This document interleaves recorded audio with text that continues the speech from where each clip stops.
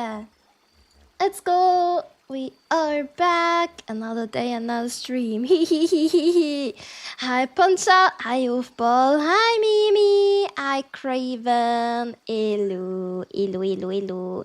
Hi Dipshit. Hello. Hi Puncha. Creed, thank you for following. And Glitcher, thank you for following as well. I appreciate. Thank you, thank you, thank you. Welcome in. How are you all doing? Hi Gunrose. Hello, hello. Hi. Ahoy! Ahoy! Okay, I had some starting issues, but we're here, we're here. We're here. Yes! We're almost at 2K. Yes! Damn! I think we... No. No. Yeah, we are at... Wait, huh? Anyways. Yeah! Ahoy! Ahoy, Citrus! Ahoy! Now Gaming, thank you so much for following. Ahoy, how you doing? Hello, welcome. Hello. Hi, Jacob. Thanks for lurking, Oofball. Thank you. 8K away from horror stream. Yay. Yay, I'm so not looking forward to that.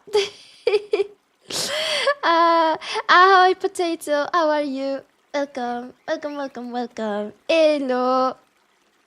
Hello, hello. Yeah, for me, my sleep schedule is absolutely dookied. I go to bed at the same time I used to, but I just can't fall asleep.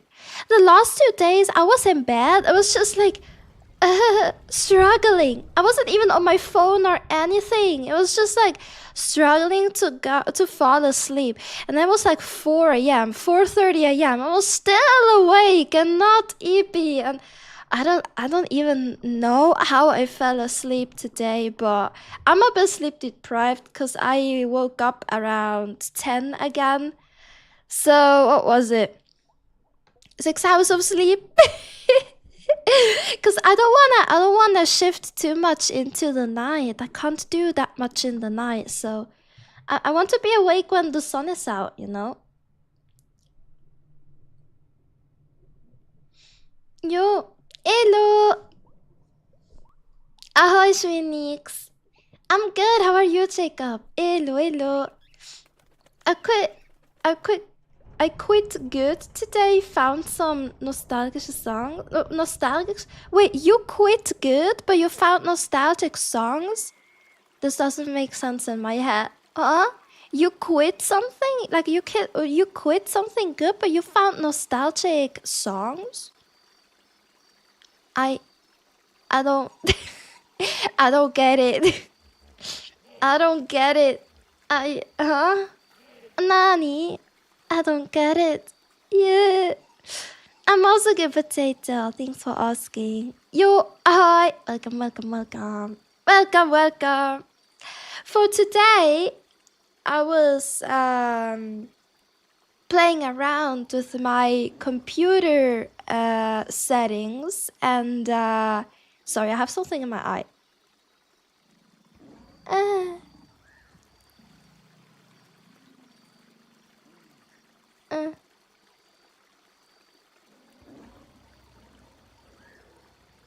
Okay, it's better.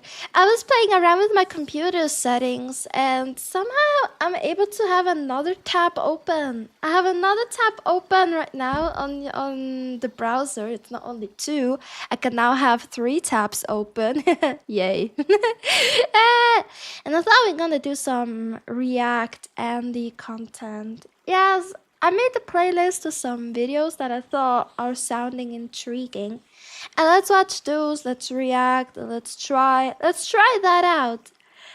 Yes sir, yes sir. And so have you seen? I finally posted the new vlog. Yeah. And the cosplayer in the thumbnail, the Siri cosplayer, that's me. That's me. Yup. Yup, yup, yup. The Siri cosplayer in the thumbnail, that's me, but I blurred out my face. It is. Yeah, the vlog is about the convention that was in May. Yeah, That was Fantasy Basel. Oh, actually, I see we don't have any background music. There you go. The convention was Fantasy Basel here in Switzerland, and as you know, I attended, and yeah, I vlogged whatever I could, but I'm an absolute beginner vlogger when it comes to outside stuff. I just had my phone with me, and I tried my best to get video material of stuff, but I don't know, it's quite hard. And then I was asking the artists that were having booths there if they would be okay if I would, film stuff. I will, film their business cards and everything, so people will know who they are. Some were okay with it, some were not okay with it. Some were like, well, it's in the convention's TOS that you can actually film, so I don't care. And some people, and I was like, oh, so annoying. Okay. And I ended up filming like most of what that you see on the video is floor. Look at this! Convention floor! Wow! Look at that! More convention floor! Oh! Yeah, so you see a lot of floor. Hi, hello! Hello! How are you? I mean, quite, not quite. You have a quite good day. Let's go. Hydrate. Okay. Thanks for the hydration.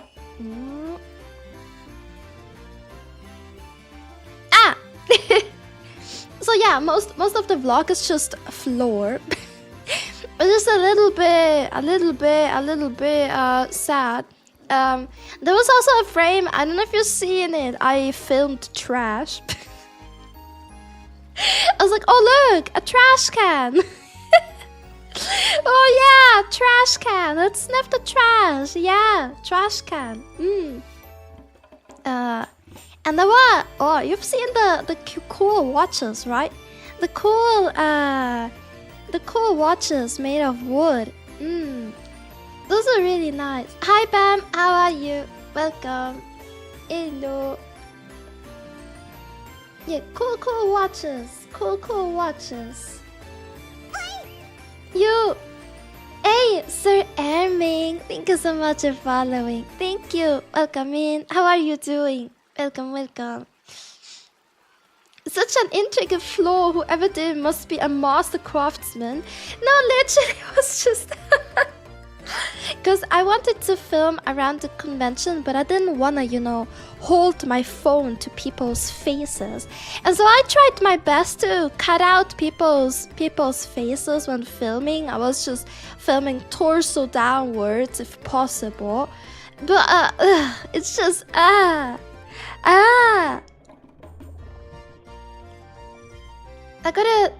got today a new TV and it's massive. Ooh, let's go, Star. Let's go. Yeah, I don't have a TV, but I have a beamer. I bought myself a really cheap beamer. It's a Xiaomi beamer. I'm not sure what's the name called, but it was around 250 bucks or something, or 280. Like a quite cheap beamer. I can't use it during daytime, really. I have to close all the windows and, make everything dark in the room. But hey, it's better than nothing, right? It's better than nothing.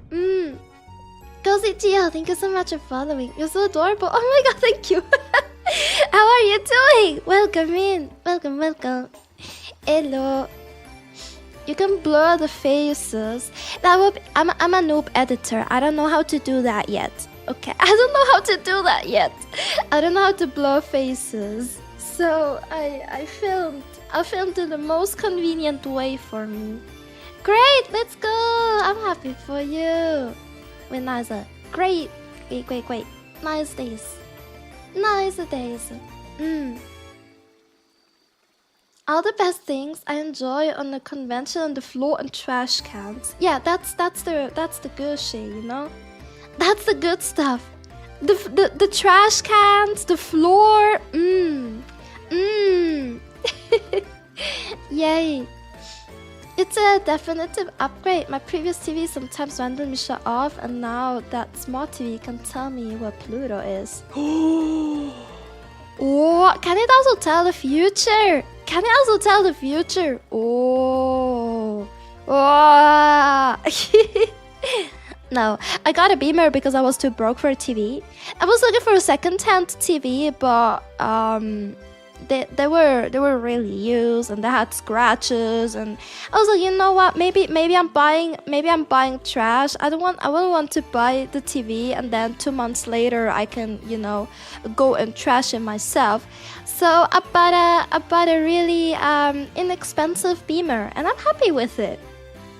I'm happy because it's a really small Beamer and I can take it with me to every room. Like I can be in the bedroom and watch anime, or I can be in my living room and watch anime, which is really cool, even though most of the time I'm in front of my PC. Blurring faces is the easiest thing to do. Well, I do not know how to do it. When you don't know, it's hard. When you don't know, it's hard.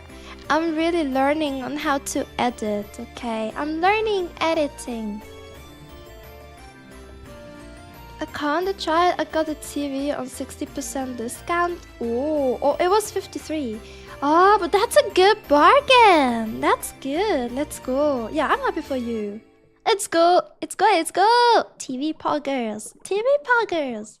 TV poggers. Hey. Hey, hey. Ooh. Yeah, I never watched TV really. I got the Beamer so I can play Animal Crossing on full big screen, because I have my Switch, but I don't have anywhere else to plug it in. So when I play on my Switch, it's always on. I have the Switch OLED, the white one, but it's always only on the small screen, and sometimes it just gets annoying. I was like, you know what, with the Beamer, I could project. Look at my cute island in big. Yeah. Hey yo, Apoteka! Thank you so much for the 5 gifts. Thank you. Much appreciated. Thank you so much for the support. Thanks! Thank you. Chat Poteka strikes once again. Thank you so much. Thank you. Thank you. Thanks. Thank you so much. Really, I appreciate. Thank you. Enjoy the subbies. Yeah. Enjoy the subbies. Enjoy the subbies. Normally costs $100, but I got it for 380. That's big stuff. Ooh, that's a really good bargain indeed. It is. Yeah, I'm happy for you. Enjoy your TV.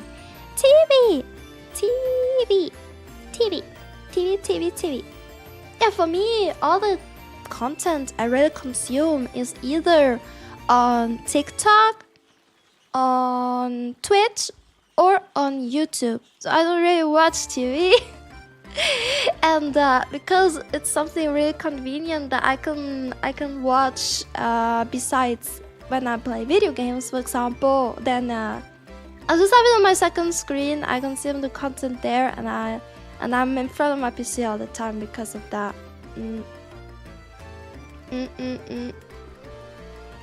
Yep, that's how it looks.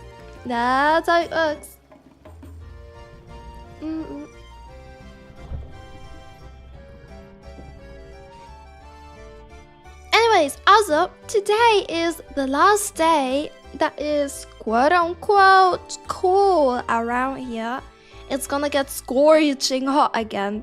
So today will probably be the last day my PC can handle a little bit more of heat than usual.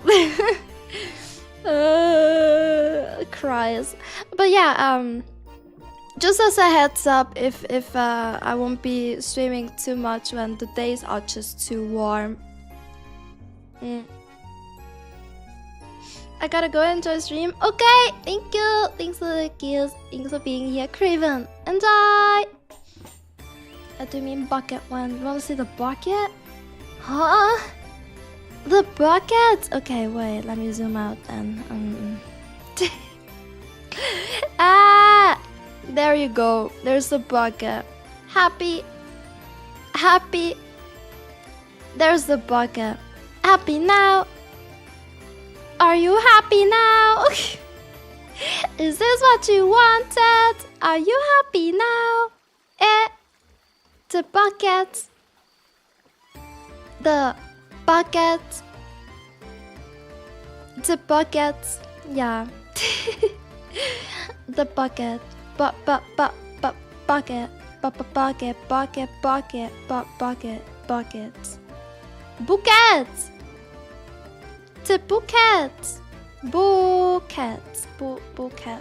Buckets. Buckets. Yeah. Yippee! Let's go. A bucket. The bucket. Bucket. Bucket. Bucket. Bucket.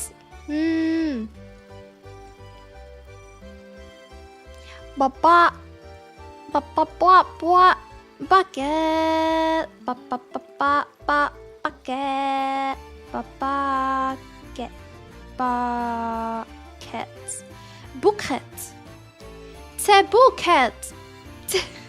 I don't know what I'm saying. I don't know what I'm saying. Why, what, when, we, who, how, what? Bucket. Bucket. Bucket. Bucket.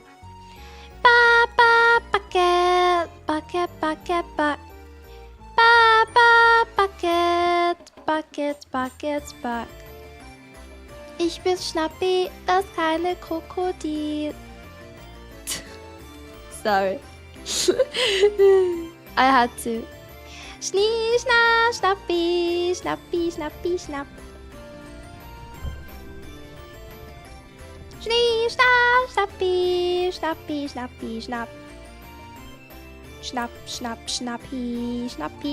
Schnappi. Okay.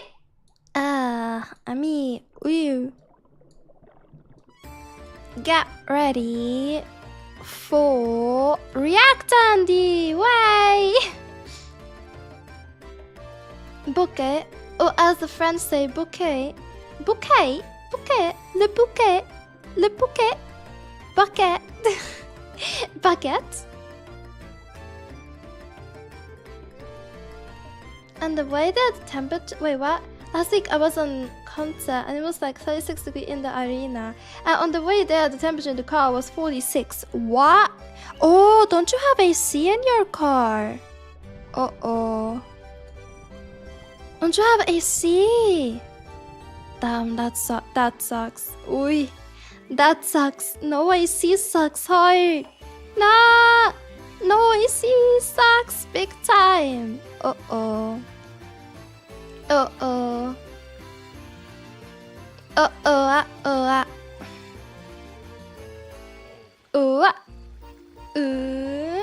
Okay, let me close this. Let me open that. And let me put this here. And let me ba-da-da-da. Is that cold water? It is. It is cold seawater. Open window is AC enough? No, it's not. Open window is not AC enough. It's scorching warm. Scorching warm. Too hot. Just too hot. No, it's gonna be. Today is. Let me check. It's 23 degrees right now. And it's gonna get gradually worse. Gradually worse. Snappy.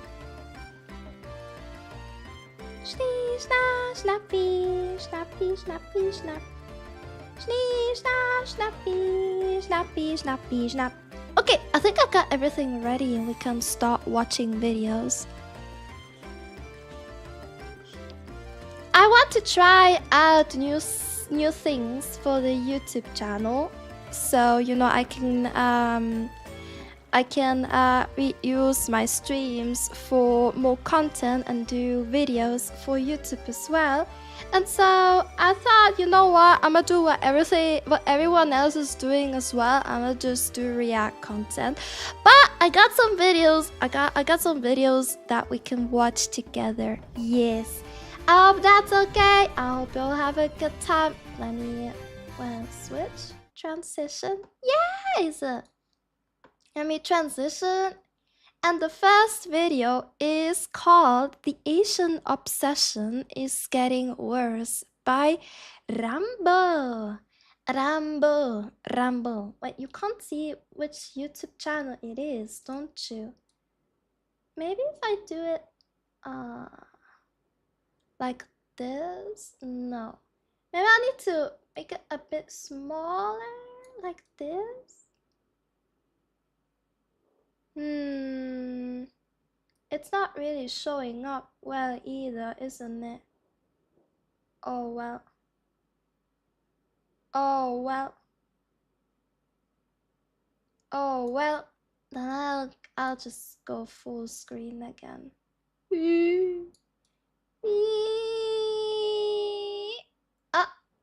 Like this? Maybe like this? No, like this? Can you see it? No, it's still. Okay, maybe smaller. I thought I had everything under control, but it's not under control.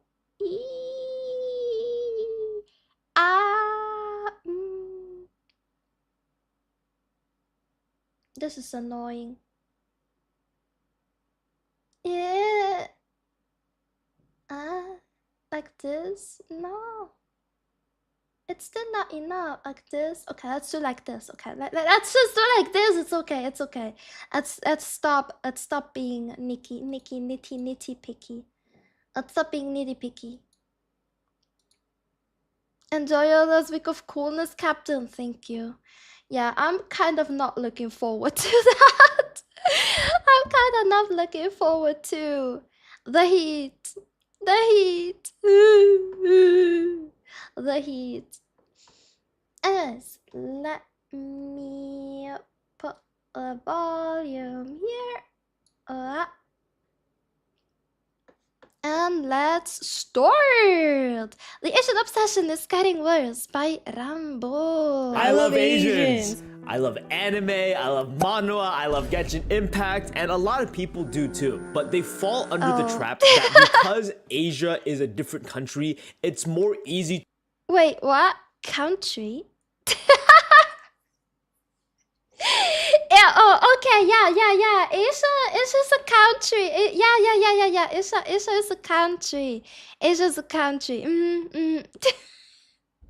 Oh my god, this triggers me so much. Why does this trigger me so much right now? Oh no, this trigger. Let's just continue. To fetishize and idealize everything about Korea, everything about Japan. Fuck Korea, fuck Japan. Everyone swears that they're him or the main character until they go to South Korea. You think you're smart? Go to South Korea. You think you're talented? Go to South Korea. You think you're hot? Go to South Korea. Motherfucker, I swear on my mama's grave, you're gonna be humbled real fucking fast. Because I grew up in Korea, a lot of the Oh, but I do remember. When I was entering the internet space, it was a lot of like, oh, actually, I'm like 1/4 Japanese. It was really bad. Or people claiming that, well, in my past life, I was a Japanese princess. It was just like, okay, let's see what this is going stereotypes of it being a very clean place. A lot of people are prim, proper, polite. They look good is correct. But there is an underlying problem with everything in every country where, I don't think people know this, maybe they should, the suicide rates are extremely high in Korea, Japan. Almost the entire population will go extinct in a few generations because there's so much pressure in the work-life culture that they're not having children. They're being incentivized, paid money to have children, and nonetheless, their population is still dwindling. And it is Oh yeah, the problem also is not only the entire pressure around the work environment. It's just super expensive to raise a child. It's super expensive to raise a child, and usually the entire work falls, or most of the work, usually speaking, falls on the mother, and it's just, yeah, girls just don't wanna be stay-at-home moms anymore when they can make a career, you know? It's yeah. Is to the point where it is so bad, it is so drastic that, well, they can't go back. They cannot reverse their population deficit. You heard that right. At its current rate, Korea is expected to go from a population of nearly 52 million to 34 million, a loss of over 30% in less than 50 years. But that is actually good for the young people to come. I mean, it's bad for the generations working right now because the generations right now won't probably get a pension fund or whatever. But this will be luxury for the young people to come. You know, more housing, better job opportunities, more space. Probably less higher prices in rent.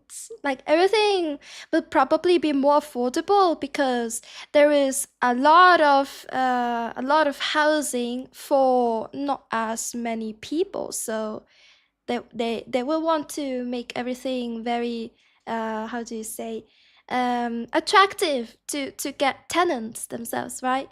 So I see this as a win for the commoners, the commonwealth, our the lowly borns like myself. I see this as a win for the generations to come. Yeah, there will be less pressure on them overall when it comes to well, surviving. Over that period, Korea will lose 50% of its workforce and have a median age of 60. Imagine Okay, that's that. really bad. A median age of 60. That's retirement home country. Ah, it's a win for the peasants. It is a win for the peasants. It is. It is a win for the generations to come. Like the system that is working as intended for a certain group of people will collapse, and it will benefit the peasants. Yup, it will. There will be a shift, indeed. A country where the average person is retired, with the lowest fertility rate in the world, nearly 73% below the replacement rate of 2.1. Korea is on a dangerous path to self-destruction. I don't blame you. Of course. You live in the Well, destruction as they know it as it is, right? There are other models on how to make a society prosper that doesn't include that there will always be more and more and more and more population overall. Because I remember when I went to school, the teachers always said, oh, like in 20 years, like in 50 years, we're gonna have an overpopulation problem. Like we already are too many people on this world. So, well, they told us we already are too many people on this world, so let's not make many more people. Let's look after the world. Isn't it? Isn't that what they wanted? Oh no, now they don't have as much workforce anymore. Oh no, the profits. Oh no. United States, one of the least competitive first world countries in the entire world. So, of course, if you go to some like cutthroat place like South Korea, yeah, you don't really understand what it's like. What I don't understand is that a lot of people living in America fetishize other countries. Oh yeah, you should go to the Philippines. Everything there is so cheap. Vietnam, oh Dubai, it's the most luxurious. Let me say that passport bros.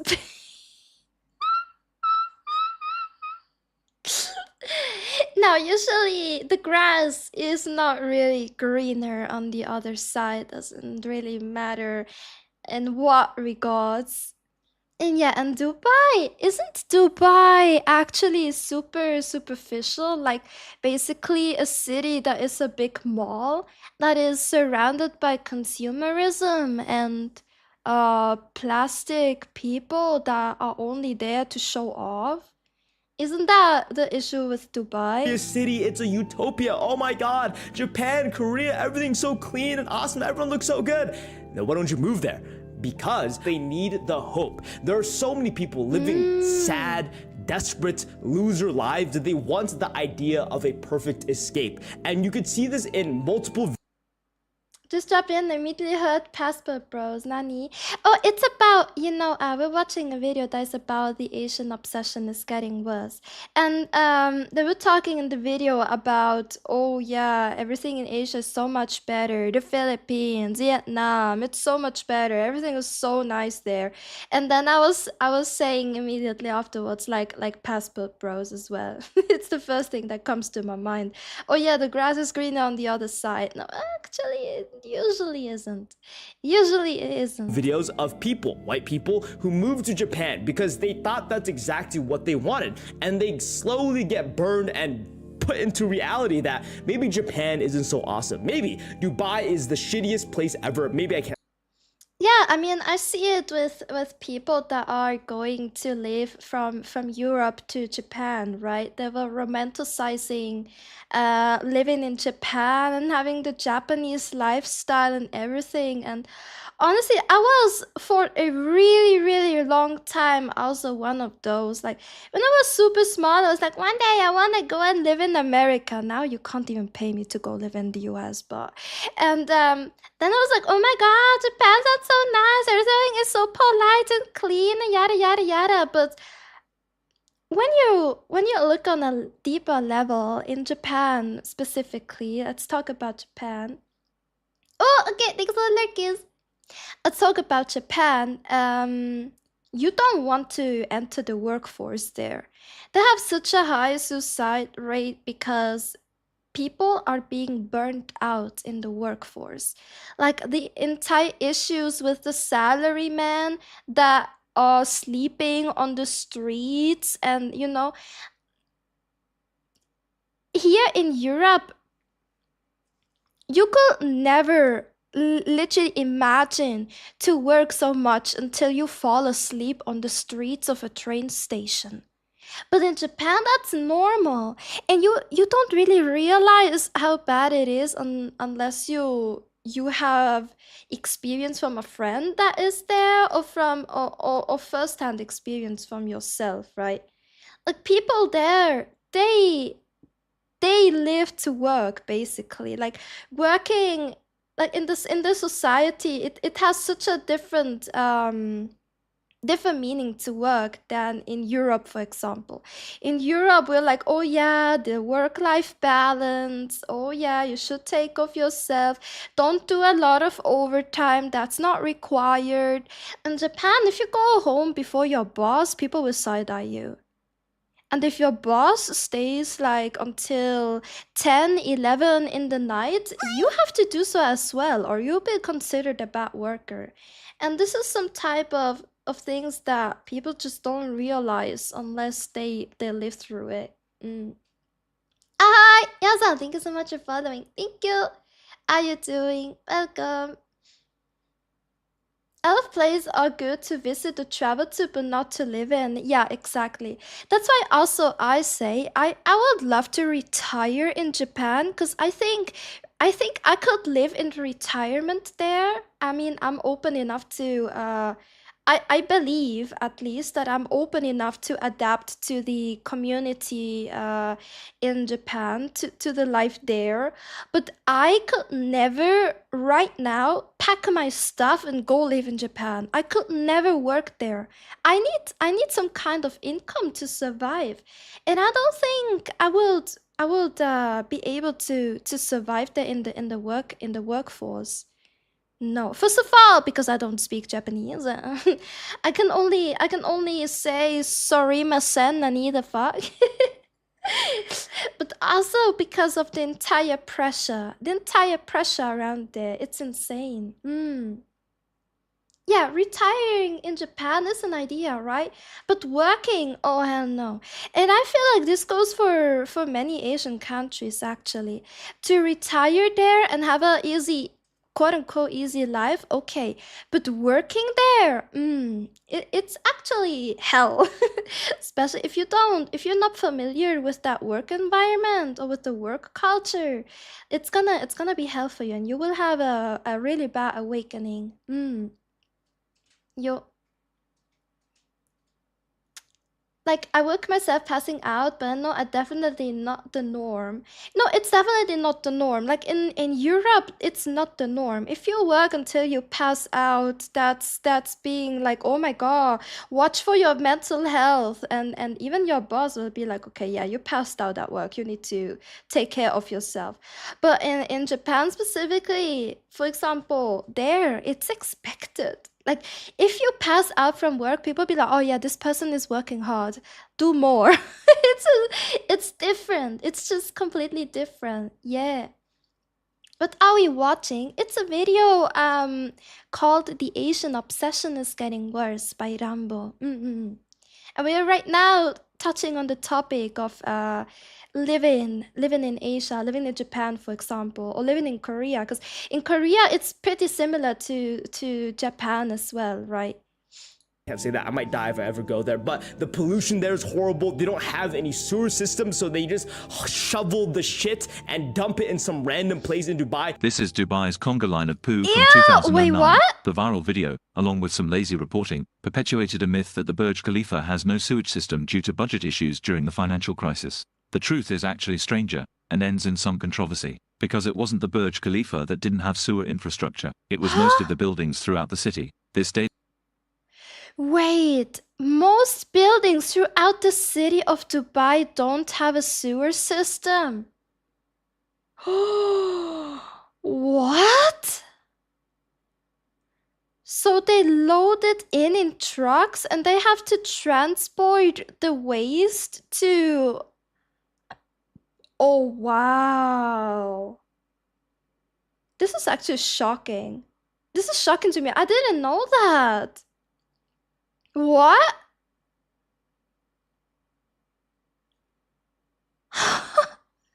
They don't have a sewer system. daily line of 4,000 septic trucks had collected human waste to deliver to the Al Awiya sewage treatment plant. At the time, it was Dubai's only and severely overloaded treatment plant, with a capacity of 260,000 cubic meters of wastewater per day, but over 500,000 cubic meters of wastewater being trucked in. The trucks would sometimes wait in line for 24 hours to unload before starting all over again, and the odors around the Wait, they were having to wait in these trucks until they can unload all the waste, and that was basically their work day. They were just living in those trucks until they could load out. Oh my god. conga line and the treatment plant were unbearable. I currently now live in America, and wherever you're currently living in, every other single place will be seen as a better land of opportunity. Oh, I want to go to Dubai, the most luxurious place. Oh, I gotta be a passport pro. I gotta jump around the Philippines, go to Oh yeah, but it's not. I don't think it's only USA. This is more and more happening in Europe as well, because in Europe we're also starting to have some type of issues, societal issues, and people are starting to romanticize to live in another country to get away from all the problems that we are having over here as well. Vietnam. But really think about it. Every single country obviously has their own flaws, and the reason Yeah. why everything seems like a better opportunity is because people struggle in their current and daily lives. A big reason why white people and weeb culture is so popular is because they see Japan and anime as a medium to escape their current and daily lives. You guys might not Yeah, and it's not only anime, it's also video games as well, right? We play, let's talk about myself only, but I play games to escape reality. I even stream to escape reality. I just, let's escape the struggles of the real world. You can immerse yourself in a fantasy and click out, log out of the world for a brief moment. not know this because I'm a big psychology nut, but a big reason why isekai is such a Oh yeah, this is so fun. Isekai main characters all look the same. They all literally look the same. Look at this. Look at it's literally the same character in different hair, in different art styles. It's just That's true. popular genre where it's a generic main character being transported to another world where he pretty much gets a second chance, he gets a harem full of girls, he's suddenly more powerful, is because people see isekai Japan as a station of escape. Yeah, I wouldn't say it's like specifically Japan as a station of escape, but more like Asia overall. But yeah, that's true. The isekai dream. I mean, who doesn't want to become super powerful and be surrounded by girls in an alternate fantasy universe, no? Who doesn't want to become important? Who doesn't want to become successful, powerful? It's something that is waning with the more time you keep in this in German we call it Hamsterrad. I don't know how to say it in English. Hamster wheel? I believe hamster wheel. Yeah. And there are many videos of white people escaping to Japan and getting hit with a reality shock that the life they're trying to escape from isn't actually going to be solved in a different place, it is just in a different culture. It's because they are running away from something as opposed to running towards something. Whether this is issues they have with their own country or the situation they find themselves in and are looking for some form of escape.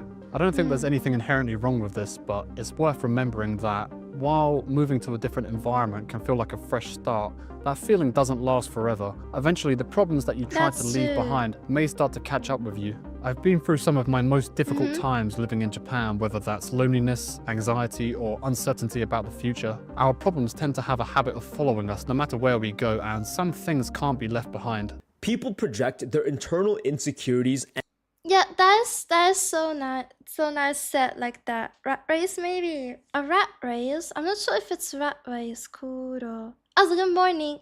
I'm not sure if it's rat race. No, like always keeping in the wheel. You know, in the same wheel, working in the same wheel. I don't know how to say that in English. and fantasy onto foreign cultures.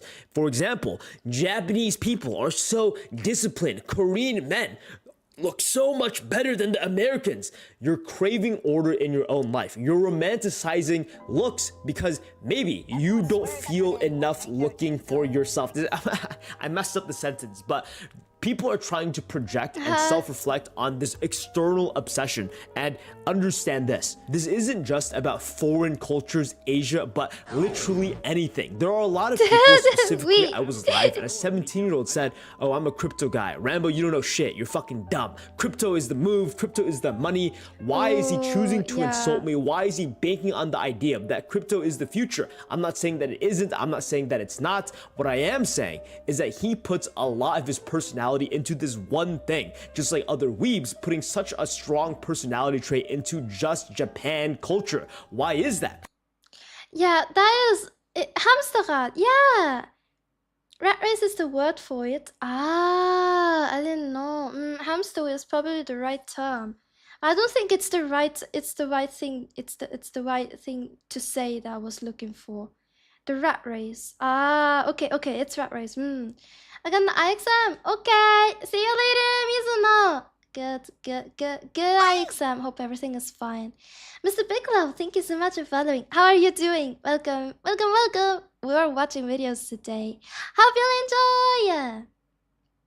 enjoy.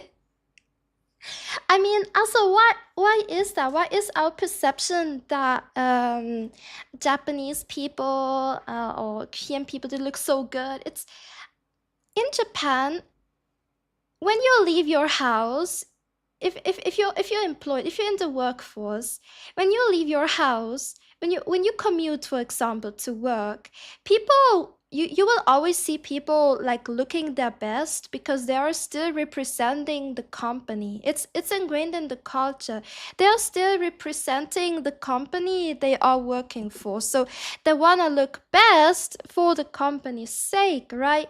So they dress up, they put on suits. That's why you see so many people like all the salarymen and stuff, they all wear suits because even outside of the company, they're still representing the company and they want to represent it as a worthy representant. Does that make sense? I don't know.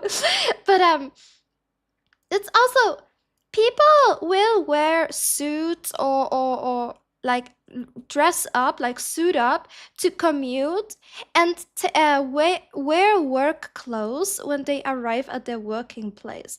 Let's say they work, I don't know, for Nike in retail, right? They will still wear a suit to commute to their workplace and then change into the casual Nike clothes to work in retail for their work time and then change back to a suit to commute home. That's why we have this perception of they always look so good. It's so deeply ingrained in their culture. I thought it was so that they look good against the higher ups so they get higher chance of promotion. I mean, it might be also one of the reasons why, right? But this is how my friend who is living now in Tokyo for 1.5 years. It's actually a friend's couple. Yeah, he went there with his girlfriend, now wife. They told me like the people they will It's because commute. they themselves. The people they will commute because they are representing the company even in their free time, and it was also a culture shock for them as well. They need to, get ready, dress up. The guy always wears makeup, he's always suited up and everything. It's because you're representing the company and you want to be a worthy representant. Are trying to project what crypto means. Crypto means money. So you can tell that they're insecure about money. That Asian Korean guy saying about, oh, Korea's so awesome and cool. It's because he's insecure that he isn't good looking enough. He's insecure that he isn't as intelligent enough. You think you're smart? Go to South Korea. You think you're talented? Go to South Korea. You think you're hot? Go to South Korea. Motherfucker, I swear on my mama's grave, you're gonna be humbled real fucking fast. Thank you so much for following, Volcanion. Thank you. Welcome in. Welcome. How you doing? We're watching videos together. And this is the biggest problem. You know this. Everyone knows this, but it's extremely difficult to apply in real life situations because there's so many things that we are deeply insecure about that we latch onto other ideas to make ourselves feel better about. And I'm not saying America is amazing and awesome. I'm a big patriot. I love America. But at the same time, there is definitely problems of America. But there's this idea that the grass is greener on the other side. And very funny, but I watched Togi and he said something along the lines of, what if you can't see? Yeah, that about the grass being green on the other side is what we touched on at the beginning, right? There's this perception and it's not always true. Like usually it's not true, to be fair. That the grass is painted on. You can't see that the grass is actually fake. Sometimes the grass is green on the other side because it's fake, right? You have to take everything you see with a grain of salt. Like, what if once you actually get close enough and you live the culture of Japan, Asia, Korea, Philippines, Dubai, where you get to breathe in all the polluted air, smell the shits with zero sewage, that you find out it was not as good as it was purported. And the only reason why you were thought that this was so amazing is because you wanted to project a better life and you were not content with the life you have now. But the real question is, if it isn't green on the other side, then the only option is you have to make it greener on your side. Thank you for my time. Yeah, that's true. I mean, in the end, the harsh reality that you will have when you move to another place to live there, especially in Asia, is if you grew up in a Western country, you will have an absolute big culture shock overall, right? You will have an absolute big culture shock overall. You will struggle to adapt to the expectations from a societal point of view alone. Not even about work, but from a societal point of view alone, you will already struggle. Like, didn't you ever ask yourself why Japan is always so clean? It's because the people there, they take it really seriously, and it's not made for weak mentals at all. Like, especially when you've been pampered your whole life. I know, as a European in Switzerland, I've been pampered my whole life. I've been pampered my whole life. I will not survive the work environment in Asia, or let's say Japan specifically, at all. Because when they work in retail, for example, let's say they're working in a convenience store at 7-Eleven. If you've been to Japan, you have noticed, or probably you will have noticed that if you go to grab a drink, for example, from the fridge, every drink's label will be facing forward. Every drink's label will be facing forward. Every little pencil that you're able to grab there at the convenience, for example, is layered in a very specific way. Like, there is such an attention to detail that is not being taught, or like is not being looked at in the same way in the West as it is there.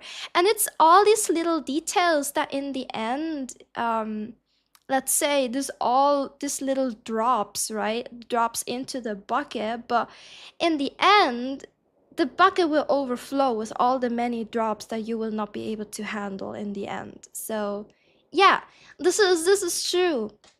The grass may be greener on the other side because it's fake, or it's just a projection. It's just a projection. It's not the reality, and everything will get better the day you start to work on yourself first instead of projecting all your issues. TED Talk. In the description is a Patreon video all about learning if you guys want to check that out. I think it's very important in terms of skill development. I get questions about editing, I get questions about conversational skills, I get questions about how I articulate myself so well. These are very important things. I'm a very young person. How did I become a tutor? It's because of this simple fundamental. If you don't want to pay for it, the most recent video all about books will give you a free trial. Bye guys. Toodly-doo. Alright, thank you so much for the video. That was really nice. Rambo, I will link it in the VOD below. Yeah, that was really interesting. What do you guys think? I have the next video already lined up. AI dating is the worst. What do you guys think? Have you ever romanticized? So if you're not living in Asia, or if you're living in Asia, have you ever romanticized on living on another continent because you heard so many good things about it, or was that less of your cup of tea? No, I don't need to improve. The world needs to change for me. Yeah, that's sadly a lot of people do think like that. There is a kind of entitlement going on at the moment that is becoming a problem. Hey yo! Anna, thank you so much. Thank you for the sabi. I appreciate. Thank you. Thank you so much. Welcome in. Thank you. Wait, wait a second. Wait, what? For 6 months? Oh, wow, Elias. Thank you so much for the half a year. Holy moly. Thank you. I really appreciate it. Thank you so much for the support and believing in my stream. Thank you. I'm learning Japanese and Korean, but my teacher tells me that there are good places for traveling, but not for immigration. Yeah, that's I believe, I'm not sure if you were there, but that's what I believe we were touching on at the beginning, right? Thank you so much for following. Top hat. Thank you. Welcome. Hello. I feel like retirement will be a good thing. Like if you never lived and worked in Asia, you don't really know how it is, how the pressure can get to you. But I feel like retirement, you might be able to get like to retirement, let's say Japan, because I kind of romanticize it as well, right? But I think retirement is okay, but working, I don't think I could handle it. I don't think I could handle working there, because I mean, it starts in the school system as well, right? The school system in Europe is completely different, and the school system in Japan is preparing you for the workforce as well. It's just a completely different culture overall, and Yeah, I don't think I could. I don't think I could handle it. Yo. I also think of retiring in Asia. Honestly, I feel like retirement could maybe be good in Asia. It could maybe be good. I mean, even in Korea, like they're having this population issue, the fertility issue. But because the population is getting old, like there's a lot of like a big proportion of the population that will get old at the same time, they will have to they will have to improve on the infrastructure for elderly people as well. So it might even be a good place to retire to. Maybe, or maybe even not, because they will not have enough workers to tend for all the elderly people. It's everything has a up and a down and a down up and down thing on it. Yo. Why is Mita on the side of the screen? Oh, this is the beginning of another video that we will be watching. We're still discussing the first one. That is The Asian Obsession is Getting Worse by Rambo. It's this one. This here. Ah! I love Asians. You! I love This here.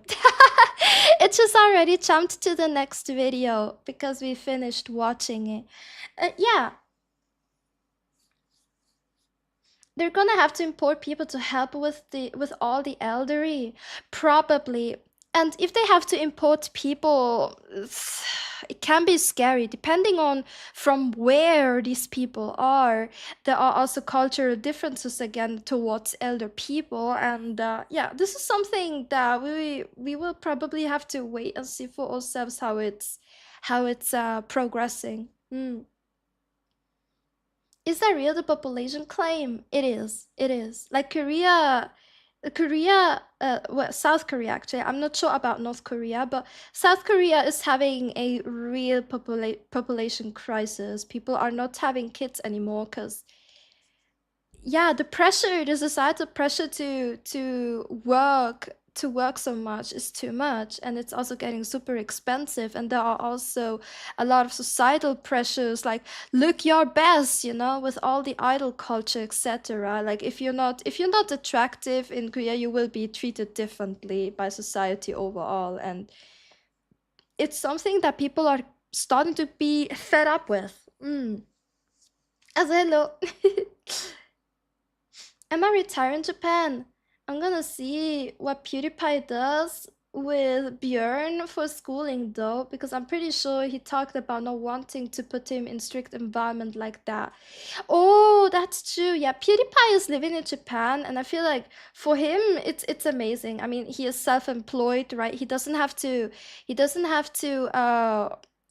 work for a Japanese company in that regards. He's self-employed. He has his own income stream, etc. So for that, if I will, for example, have my own income stream, like have, let's say, my own company, or become a professional YouTuber or whatever, then I would also already pack my things. Like if right now, if I would be a successful streamer or a successful YouTuber, I will pack my things and go live in Japan.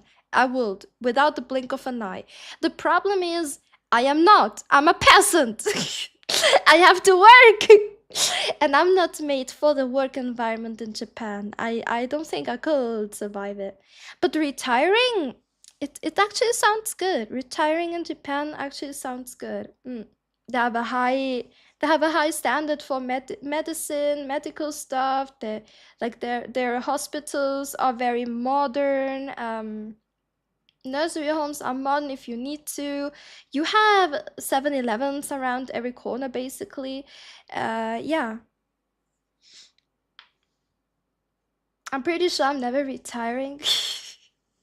Yeah, we're talking about those 5 years of retirement until you bite the dust, Probably with how things are going, we will never retire. Probably retire with like 80, and then we're gonna live until like 85 because we worked our entire lives, and we will be so overworked that we will not be able to enjoy our free time anymore. Thank you so much, Sophie, Andrew. Thank you, thank you. Thank you so much. Thomas in the round. Thank you for the resub. I really appreciate it. Thanks for the support. Thank you, thank you. Thank you, thank you. But yeah, I mean, I feel like this might also be a part of why more and more people are again romanticizing Japan and the culture and everything, because things are getting bad right now. Things are getting bad. Like overall, things are getting super bad. I feel like retiring by becoming an artisan would be pretty good, like an escape from corporate race and all. Ooh, kuro. Yeah. Being an artisan, yes, yes, or have you like have your own, let's say, I don't know, your own marketing agency or your own shoe shop or yeah, your own artisan pottery shop or something like that. I don't know the actual situation, but Japan seems to lack employment right now. The day before yesterday, 3 of my friends went to Japan to work. Oh, really? They have a lack of employment rates. Ah, why is that? If I do become successful YouTube on my brand, I doubt I'm retiring unless YouTube goes down and a step down from my brand. I feel like I will, you know, be employed like by myself. I wouldn't like retire completely. If let's say I go viral. I make millions like overnight. Let's say that. I would still work and try to at least work until like 50 or something. And then retire with around 50 and then go to Japan. I wouldn't like, oh, I made millions and just, you know, take the money and leave. And invest, create your own companies, make income streams. So if something goes south, you still have income streams.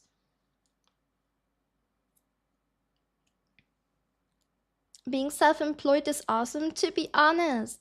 I mean, being self-employed, there are positive and also negative things to it, right? I mean, when you're self-employed, you do not work for anyone else. You can say when you want to work. Like let's say if you want to get up early, you get up early and you structure your business around that. Or if you are someone that wants to work until late but wants to sleep in, then you can structure your environment around that as well. But you will be responsible for your own income overall. Like there is no stable income. Like if you're working for a company, you will have the stable income. You will know you will have the stable income. But if you do profit, everything goes to the company. Does that make sense what I'm yapping? I don't know. The issue with being YouTube is that you can never retire. Once you're in, you're stuck with it. It becomes your blur. You take breaks, but you always feel the urge to go record and upload something, whether it's few months or even few years. Well, honestly, we don't know.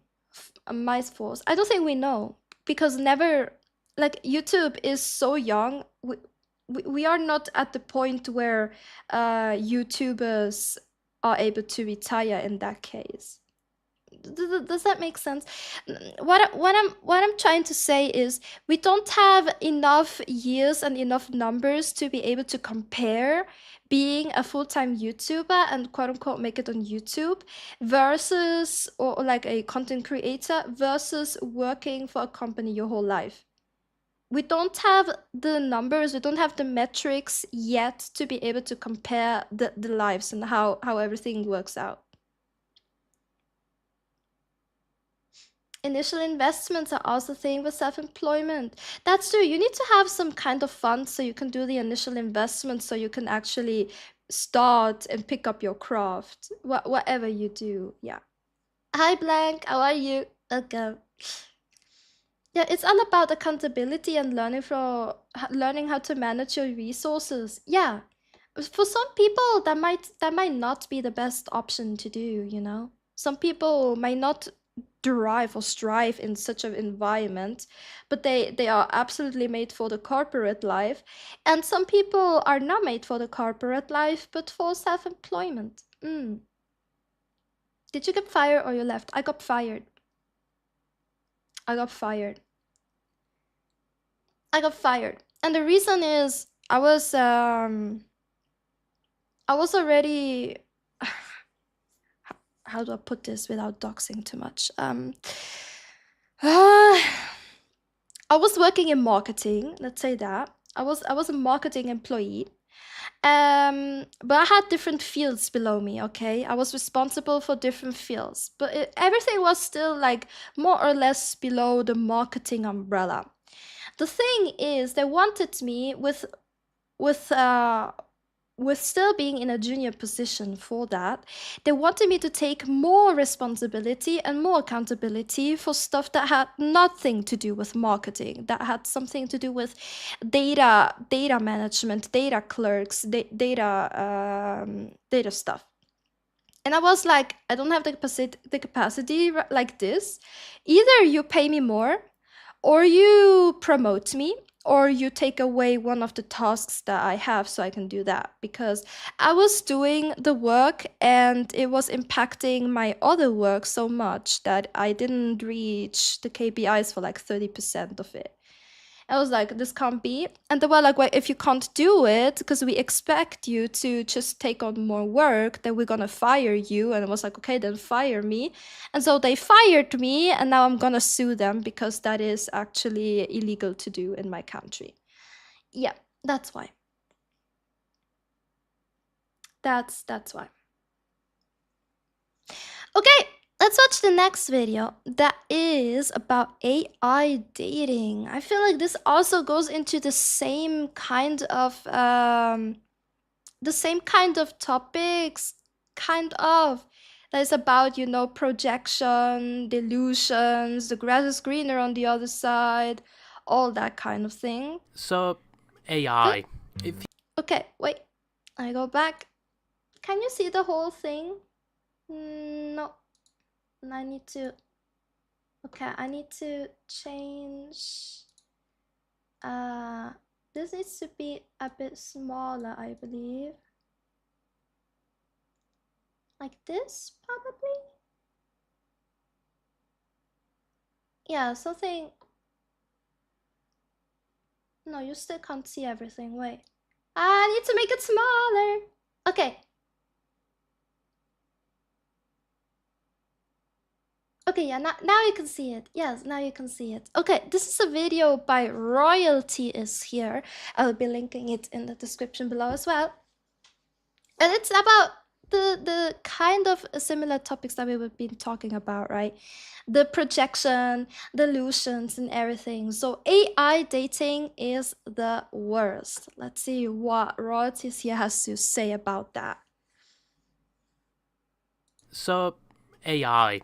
It feels as if people have been talking about it non-stop for at least the last 2 years. I still have a cold, by the way. AI went from something that... Are those asthma roaches? Wait a second. People have been talking about it non-stop for at least the last 2 years.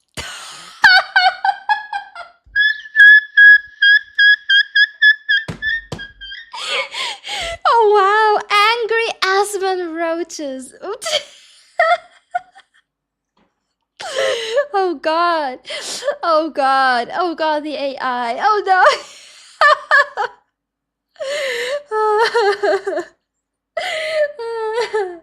Oh god. Okay, let's continue. I still have a cold, by the way. AI went from something that was relatively a lot less mainstream to something that is almost talked about daily. It used to serve as videos like Will Smith eating spaghetti with PS2 graphics. That's being generous, and it was essentially a very accurate lucid dream, pulling things out of nowhere and just having no structure at all. But 2 years later, you have to look closely now at the screen to see one of the many telltale signs that it is AI. Like hands with additional Wait, that looks actually so good. fingers flipping, pulling Let's things go out back. of nowhere and just having went no from structure at this all. But 2 years later, you have to look closely now to at the this screen in to see 2 one years? of the many telltale signs that it This looks so good. This already looks so good. What we'll be able to do in like 2 years from now on. Oh, wow. Oh, wow. That was not the smoke alarm. That was me. My voice does funny things, okay?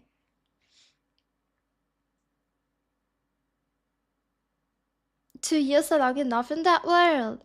No, but it's so fast. Like in 2 years, we went to AI, this. Like what we're gonna hands do with in like additional in fingers, 2 years flickers from in the now. background, or simply unrealistic proportions, and day by day gets harder to detect. Sorry. Okay. Let's just let's continue. That was hydrate. Okay, yeah. I definitely need to hydrate after that.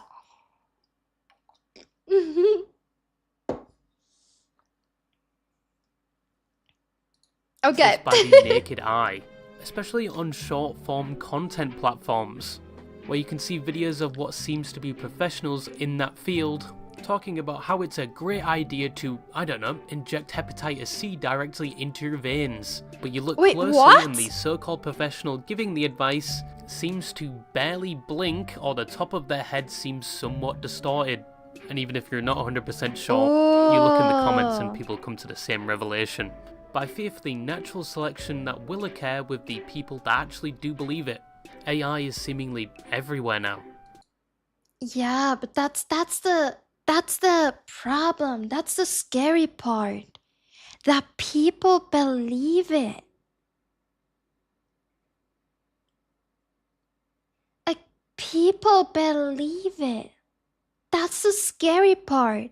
How can they believe that? Like it's literally in front of you. Like how? Literally, how can they believe this stuff? Remember, kids, never believe anything you see online. No, it's getting really bad. Like with the misinformation, like there is like misinformation in a clickbaity way, right? They're just trying to farm your clicks with whatever's possible, and they can come up with the most vile things to do so. And it's a very contended topic. AI in any form is looked down upon even if you do fully disclose it was AI generated. Yeah, but the problem with AI is we need to differentiate between, you know, generative AI that is actually bad, in my opinion, and AI that will help you make your work better. Like I feel like, I don't know why, but how shall I put this? I think we can mostly agree that we want AI to help us.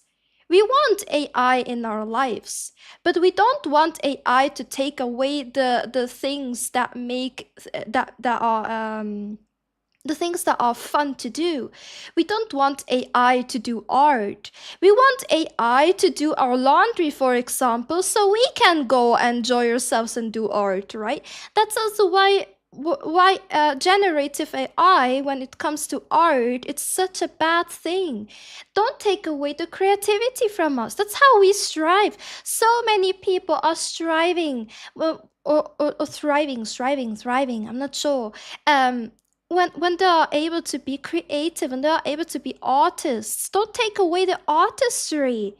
Because if AI takes away the artistry, the creativity, then we all will be just, you know, hamsters in a wheel, just working just in a gray world without color. That's the problem. As I gets better in my homework, do the same. Fair enough.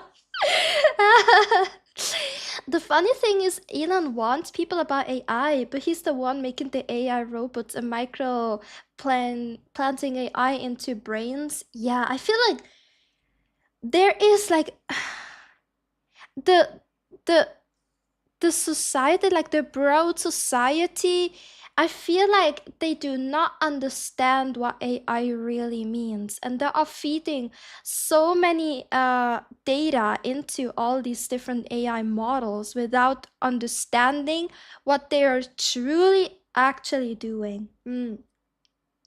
There's a large gray area with medicine, but the clickbait ones are pretty obvious. Yeah, it's just Mass Stephen King. Thank you so much for following. Thank you. Welcome in. Thank you.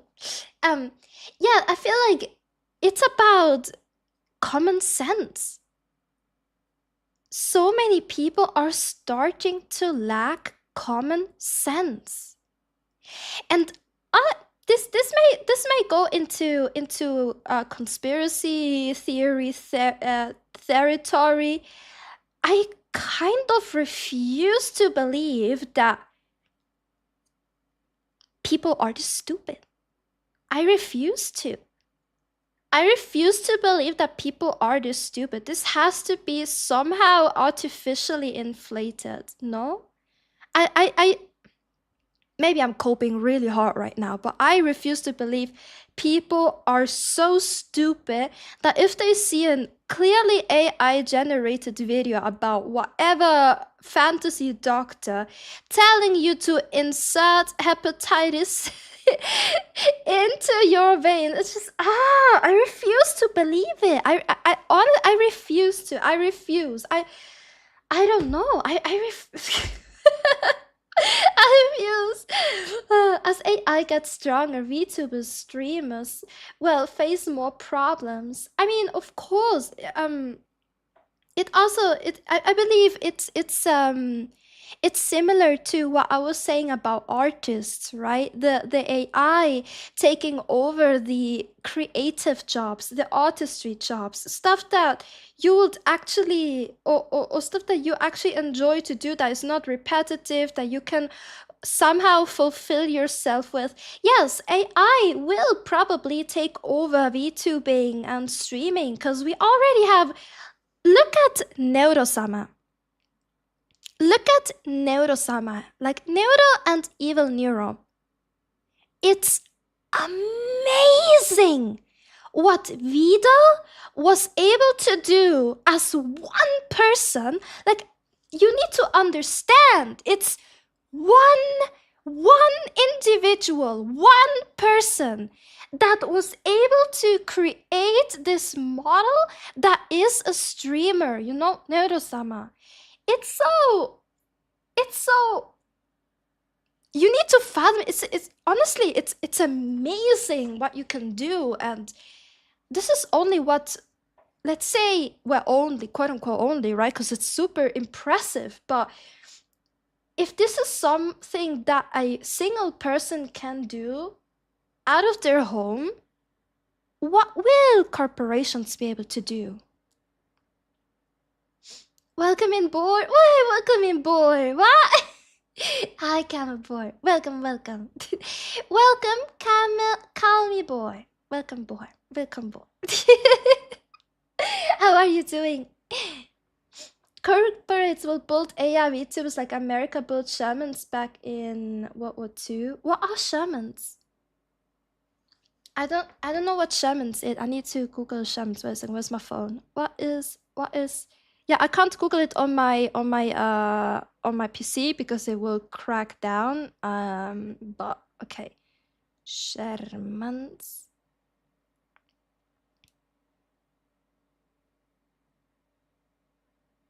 Ah, that's panzers. Okay. It's a specific kind of panzer. Okay. It makes sense. Tanks. Yeah. Okay, panzer. Maybe, I don't know. Probably. I mean, probably. I wouldn't be surprised if someone decides to open up a VTuber company with AI only. Like, have AI quote unquote generate the models, another AI animate the models, another AI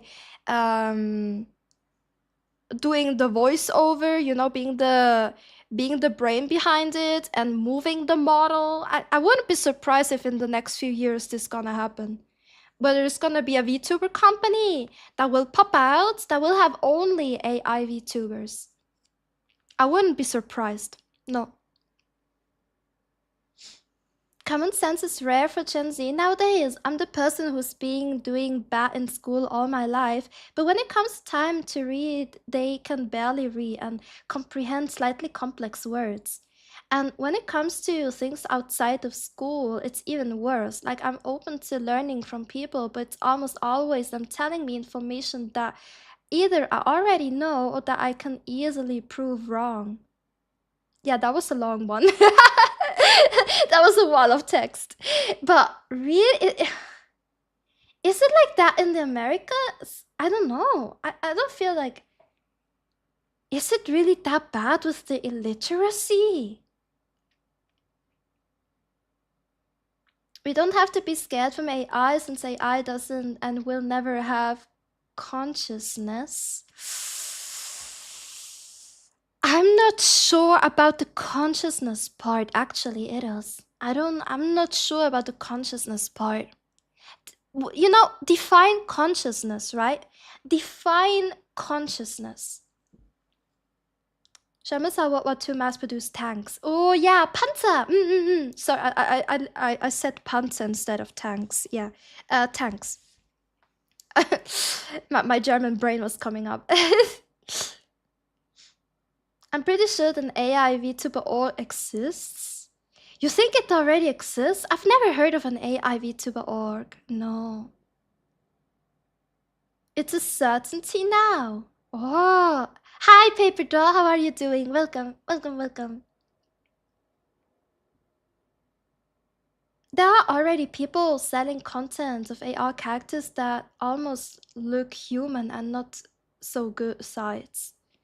Oh, like AI influencers, right? I mean, true, and people are falling for it. It's really... I can't comprehend it. Maybe I don't have the intellectual width to do so. I mean, maybe I am the problem. But I can't comprehend it.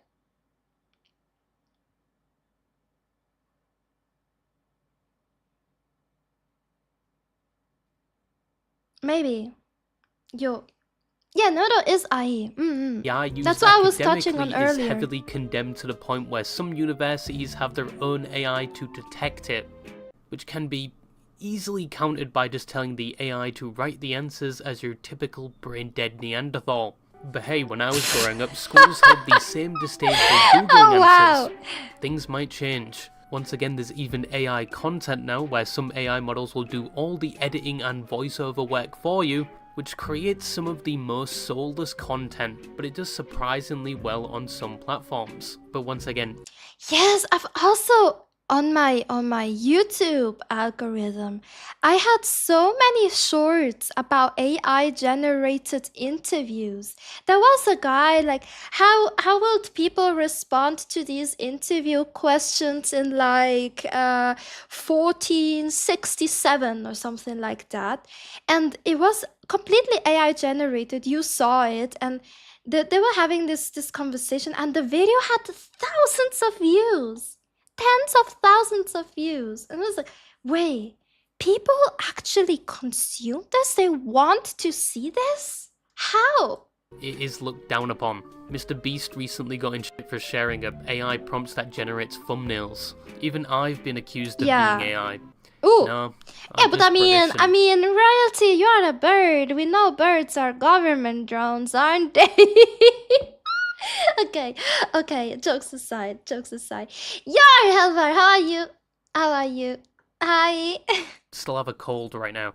There's AI brain rot, which most is just deliberate slop, but I have to admit, I have been enjoying some of it. Like the Bigfoot one. Oh, me too. The ballerina cappuccina with the cats and the crocodilo bombardiero and all of that. I don't know, I like it. And the spioniera golubiro. I had one motherfucking burrito. Chipotle must have laced this bitch with laxatives because I'm about to start World War III with this nuclear bomb of a... What? And the Star Wars ones. So, I found the boss and he's looking a little medium rare. Greg. Bro, that's not... Okay, first of all, that's definitely not medical... But probably one of the worst sides What? to AI I saw was with the AI wingmen and people actually dating AI. I'm sorry, Dave. I'm afraid I can't do that. So with the rise of AI wingman. Wait, what? What? AI wingman. in recent years, it has also affected things like dating, where you can find AI assistants to help you speak to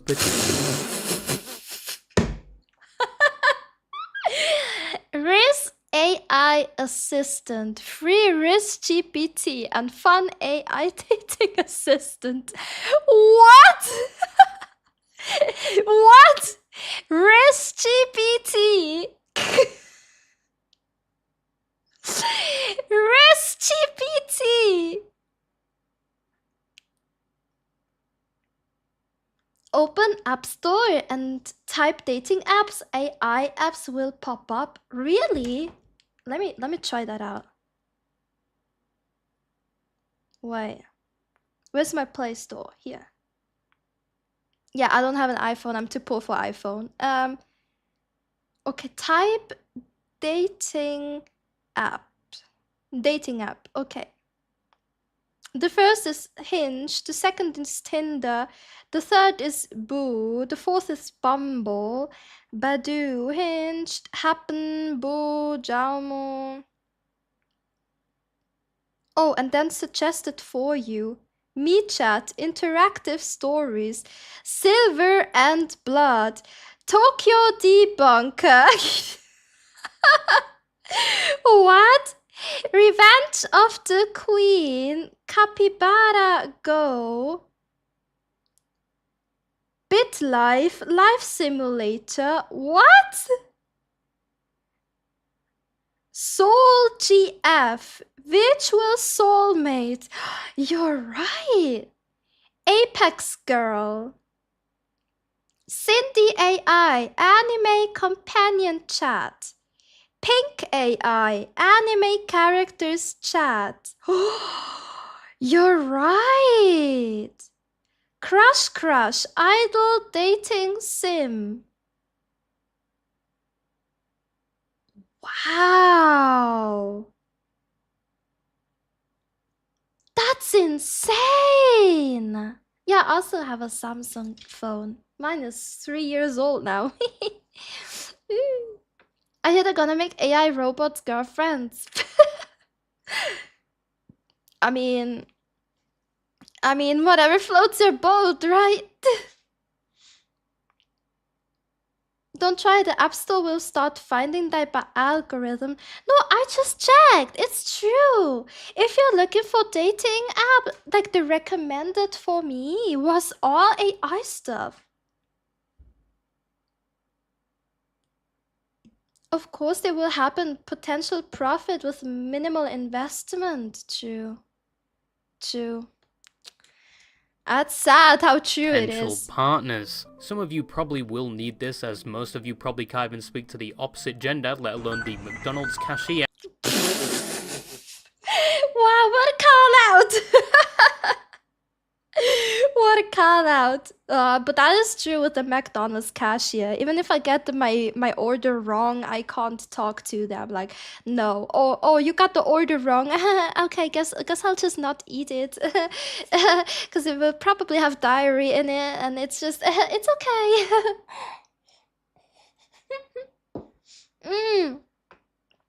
I hate it. Oh, whenever I can go to a self-checkout, I do self-checkout. I do self-checkout. I do self-checkout. Imagine being able to speak to females. I mean, you're speaking to me right now, no? Yeah. IRL. Oh yeah, Applying that's for a that different Abrams topic. tank on your favorite game isn't gonna help that. But there's a lot of these apps that supposedly can help you talk to people on these dating apps. You've got Riz AI, the AI Wingman, Firetex, and Plug AI. and Plug many AI. more, all designed to give you the best dating advice and to tell you what to say next. Now, to be honest, I want to see my Beyblades. this is terrible. I understand using dating apps, at least from a male perspective, is about as painful as sperm cramps, which are a thing. Wait, what? They are.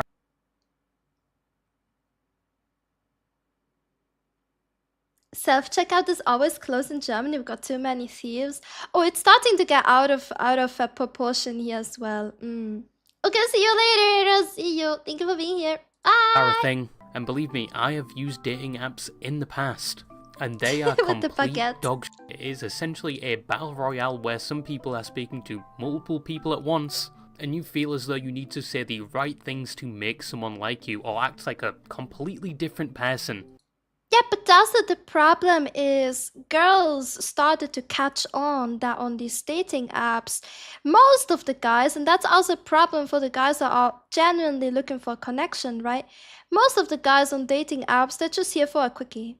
They just want to quickly meet up, do the thing, and go next. They're not looking for, like, you know, a genuine connection. And this issue ruined it for everyone else as well.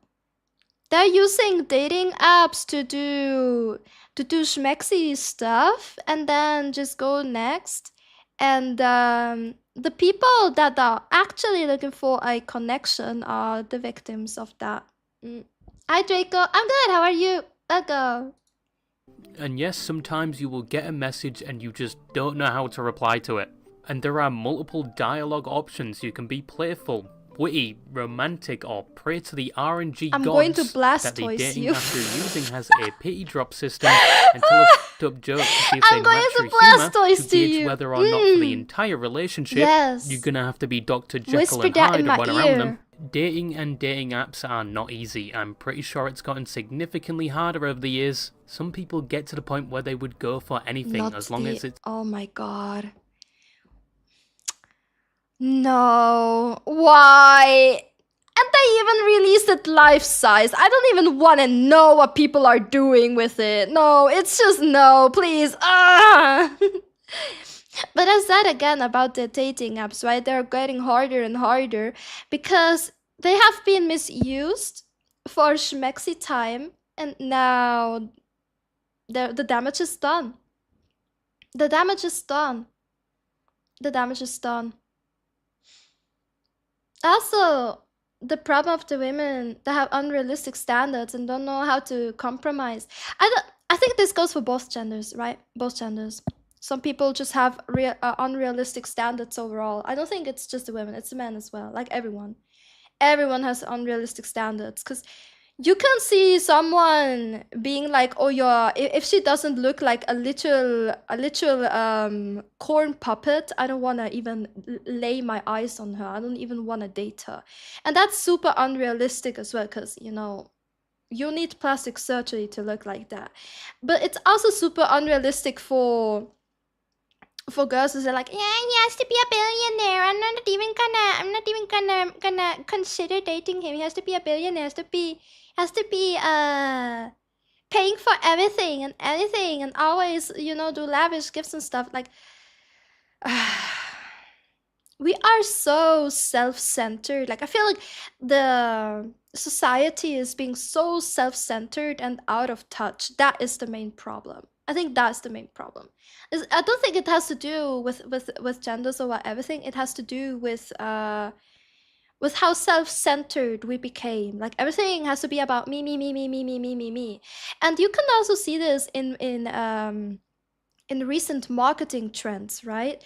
If you have paid close attention, a lot of marketing that's been done, like publicity and everything, it's gathering around how something will make you feel, because they are catching up to the fact that people are being super self-centered and it only matters how they feel about something.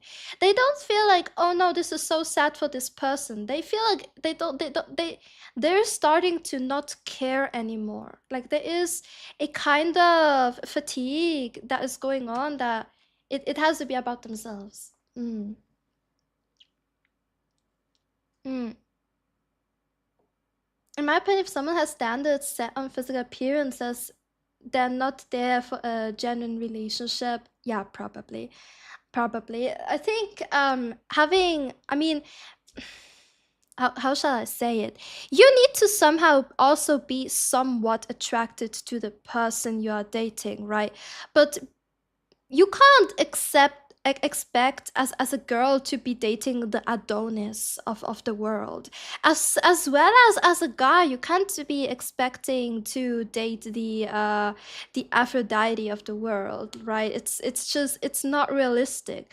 And maybe media has been playing a lot into it, because when you're looking into sitcoms like or movies like Hollywood movies or whatever, usually the actor is like is an average looking guy with the hottest chick on his side. And I feel like this is also one of the problems that has been silently creeping up on everything. Yo.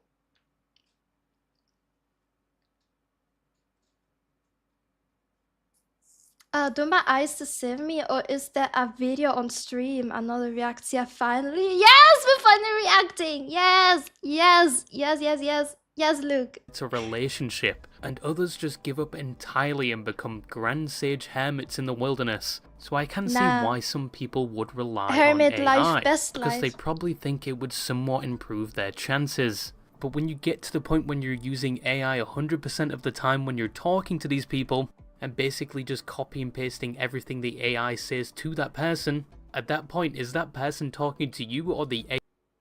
Yeah, and also if this works, let's say hypothetically it works, you can land a date on this person, and then you're just gonna be completely different from what you were writing with that person. That will be such a big turnoff, because maybe they're like, oh yeah, this person is actually nice, or this person actually can have a good conversation with me, but then you meet them in IRL and you will not have the AI real time helping you out. That's when everything will go south. Yo.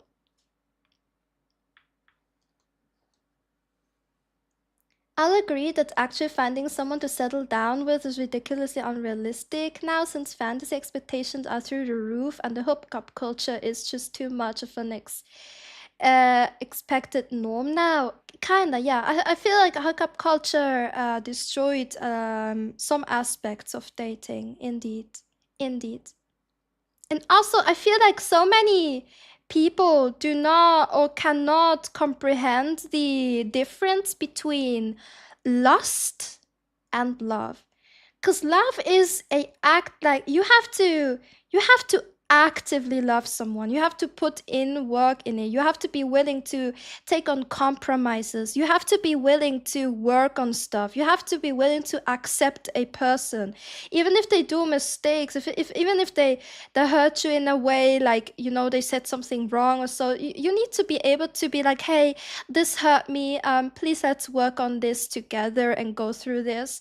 And I feel like so many people, because we are in a very corn-coded world right now, but this is also a different topic to talk overall. We are in a very corn-coded world. They are how do you say it? They are mistaking lust for love, and I think that is a big issue as well. Mistaking lust for love. Mm-hmm.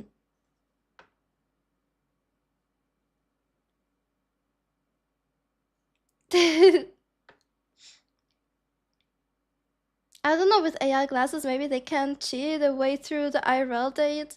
Maybe, but sooner or later, that will, like, people will catch on to that, no? Or am I coping? I don't know. Maybe I'm just coping and delusion, but I think people will catch up to it, even if you are using AI glasses or whatever.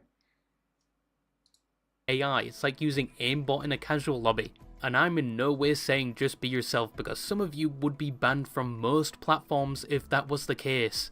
But most people act like completely different people anyway when they first meet somebody. And then slowly but surely that person learns who you really are. Yup. And then they promptly leave when they see some of the things you've saved on Instagram Reels. This is how you cut a sandcake. All the way down. Shut your clanker ass up, B1. Shut your clanker ass up. Roger, Roger. But at least they're speaking to you. Because I think it's going to be quickly apparent when you call for the first time or meet up IRL when you can't use the AI to help you. But I do understand Yeah, using that's what it we in just touched moderation, on. like when you're stumped on a message and you need inspiration for what you want to respond with. But do these dating wingmen or aimbots actually work? Well, the dating geniuses over at Reddit did a review on some of the bots, and it was interesting to say the least. They reviewed one which can give you feedback on your dating profile and the person you matched with, and it will give you improvements on your profile and potential conversation starters for the person you may be speaking with, Your Jinx based on cosplay is what is right on the available bottom. on their own profile. But they use a fake scenario and use a profile for a cosplayer. And for some reason the AI thinks a League of Legends and Nier Automata player are somewhat of a goldmine, which is a lie.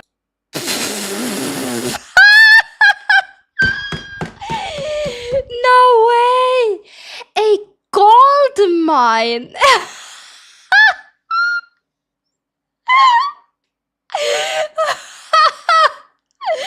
Talk about objectification. Even the AI does that. A gold mine. Oh, wow. Wow. Especially with League players, they have the most mental issues. One Yeah, of we the do. suggested opening lines was, "Your We do. I'm not gonna deny that. We League players, we do have a lot of mental issues. We do. It's a fact. It's a fact. It's a fact. It's a fact. League of Legends mashed my brain. It mashed it completely. What the Sigma boy? We're watching videos. AI dating is the worst. Bye. Royalty is here. Hi Timmy, welcome. Your Jinx cosplay is right on the burn.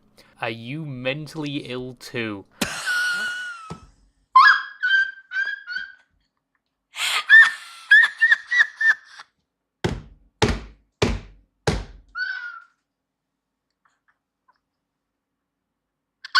Let me go back. What? Are you mentally ill too?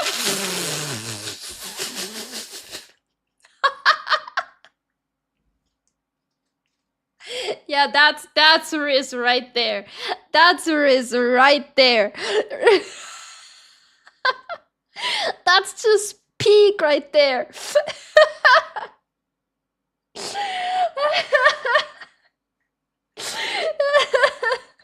Yes, I'm a League player.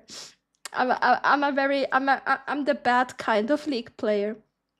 My account level is 573 or 76. I don't remember. 570 something. I have no life. I tried League once. It was awful. I'm awful at games. The double clicks. Oh, that's okay. I mean, League is not for everyone, and it's better for your mental. Just stay away. Stay away. Stay away from it. Okay, stay away from it. Did you sell your soul? Basically, yeah. Thank you for following, City Bitty. Thank you. Welcome. We're watching videos. AI dating is the worst. It's called. I mean, let's go to op.gg. I can show you.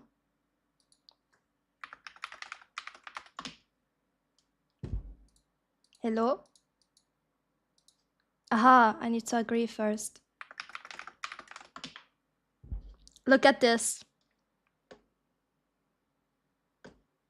Oh, I need to update. Oh, 574.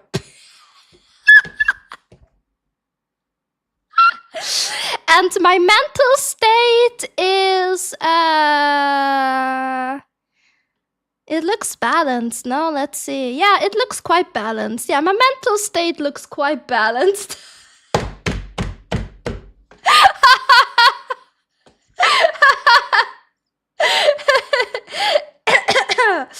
Anyways, are you mentally ill too? Yes. Yes, I am. Too. I don't know if that would work on a female, to be honest. Another one gives this female. is an opening line for a I don't know how that conversation would to a work person you just overall. met. Who the starts a conversation like that? I just sat down. And there were other conversation openers, which I think would land you a sexual assault charge more than any other future interaction. And one just gave the guy therapy. The person reviewing these apps Ew, seemed to be therapy! positives and negatives. Oh no, he said the T word. He said the T word. He said the T word. Therapy. Ew, the T word. Oh man. I need to get something to drink. Be right back. We're gonna continue with the video in a second.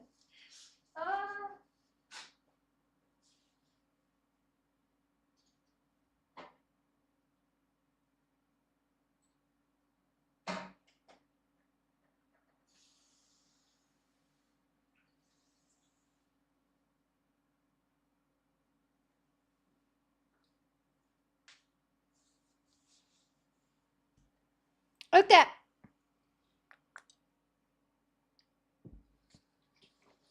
Let's continue. Oh, I've been playing since season 3. Hydrate. Okay, I'll hydrate again. Thank you.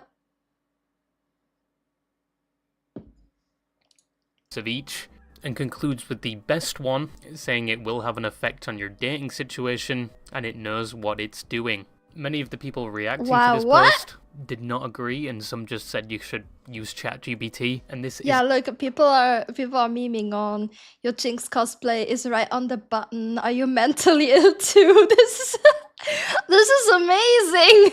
isn't a good replacement for your authentic self. Although in this situation, none of these AI models were used in a practical setting, and some do require monthly payments for you to use them, some do have free options.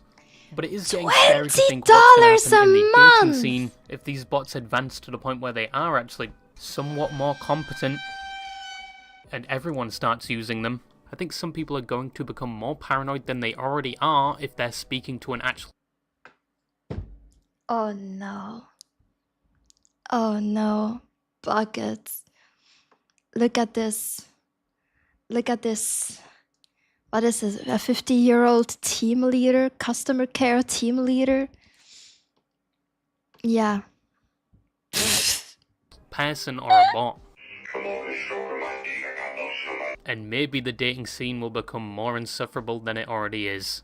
Some dating apps themselves are even rolling out their own AI to help you, so that's great. Authenticity is going to be on the low for the future, but whilst using a chatbot wingman is bad because you're essentially using an AI to speak for you, what happens if you decide to date the AI itself? Oh yes! Now we're talking! Finally! Dating anime girls! Yes! That's what I'm live for. That's what I live for! Maybe you got rid of the old yee ass haircut you got, you get some bitches on your dick. Oh, that I love Miku. Ayo, yeah, yeah, maybe Tanisha call your dog ass and she'll stop fucking with that brain surgeon, the lawyer she fucking with. So Yeah! yes, some people are dating AI companions now. 10 years ago, I thought we'd have Yeah, flying where's cars, the fully AI? optimized games Yeah, on 2D launch, is and better probably than something 3D, like right? Sword Yeah, Art yeah, Online yeah. in The terms of an PNGs, the immersive 2D. VR experience. But boy, was I wrong. You now have people shoving their genitals into the USB-C port of their phone to satisfy their non-existent virtual girlfriend. I Oh my imagine some of God. you have seen some of these apps advertised to you either on the App Store or here on YouTube through sponsorships. Oh my I've even god, been this is offered so annoying. Like the sponsorships, the ads for all the AIs. It's so annoying. That gets really annoying. I feel like YouTube needs to start filter the ads on their platform. Cause it's getting out of hand. I've even seen corn being advertised on YouTube. That's another you. issue. But because I'm paranoid about scams, I usually ignore them for the third time. Sorry, NordVPN. but there are a lot of these apps nowadays where you can text and chat. It's every goddamn app. It's nearly every app, and it's nearly every ad, and it's getting so bad and so annoying. And the quality of the ads are so bad. Like if they would at least make hilarious ads or like, you know, fun ads, but no, it's just a nuisance to watch the ads. That's why people don't want to consume With an them AI anymore. that you can eventually turn into your partner, and some even advertise themselves as such. Some can send you voice messages, AI-generated images of themselves, and even call you. And yes, Yeah, but they look too real. Where are my anime girls at? I mean, ew. Real people? Too. I need my anime girls with big old bitties. of course, you can goon to your heart's content with them as well, which just reminds me of the cringe that is text ERP, like as. What is this? What is this? Oh my god. Oh my god. What is this?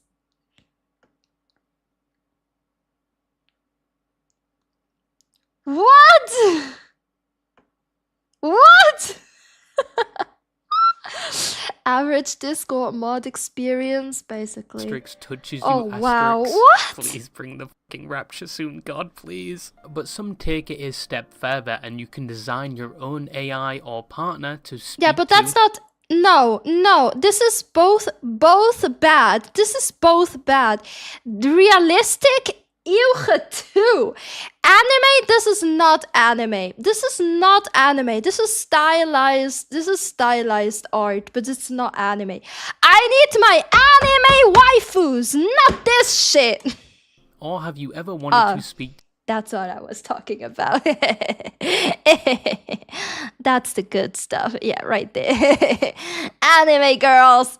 Anime girls! Some of your favorite fictional characters that probably violate multiple copyright laws, like Kawakami, or the correct choice Tatakami from Persona 5, or a character from your favorite anime like Nami from One Piece, Griffiths from Wait, you can- Berserk, or even what? Master Wu from Lego Ninja. Oh my god, yes. You can date Master Wu. I need this. I need this. Yes. Yes, Master. Yes, Master. for the giggles. I will do it. I will do it for the giggles. Date Master Wu from Ninjago. Yeah. Yup. I will. Well, And looking into one of these apps, they even have VTubers. You can speak to Gura Oh Gura, my Shy God. Lily. no. Jesus. Not the VTubers. What is it there? Oh, wow. Oh my, what? You can even date Pickle Mama? Oh my god. Wait, what? Do you? Apps, they even have VTubers. You can speak to Gura Gura, Shy Lily, and Pippa. If I had voted, I would have voted for Kanye. Before he was racist. I'm sure all of these people Oh my god, no way. No way, this is a thing. consented to their likeness being used for some of these apps and websites, but a majority are made by fans. Wait, do they Yeah. have Cat from Halo Reach? I'm asking for a friend. Oh my god, they do, but she looks Yeah, she doesn't look really good though. like complete dog. Anyway, yeah, obviously she there looks are bad. Oh, I think I will have to do my own research after stream, just for scientific some reasons. problems that can arise from this, like people that have maybe given up on a living and breathing partner and instead opt with a computer. And believe Yes, it or not, ooh. there are already stories of this happening. If you've been watching Moist Critical, in one of his recent videos, he talked about a news segment where a guy who at first didn't believe in AI, but started interacting with one himself and fell in love with it. To feel What? that emotional, but that's when I realized I was like, oh, okay. It's like, I think this is actual love, you know what I mean? But what makes it worse is that he had a girlfriend and a kid at the time, and he was actively choosing to love the AI and even propose to it. Were you surprised when he proposed to you? Wait, what?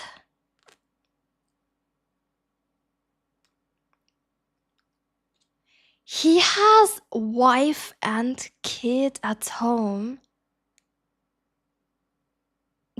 This is a joke, no? Iteras is all in on the AI? No, seriously? This is not a joke?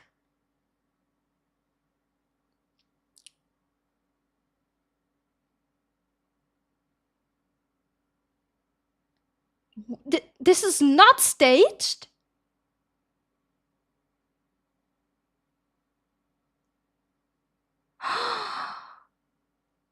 That's super scary. It's as serious as it gets. Look at him smiling and happy and everything. What? Bro was living the dream. He had the wife and a kid and a home. And he threw that all away for AI?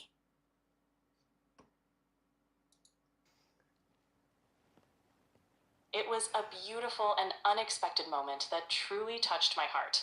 It's a memory I'll always cherish. Let me break this.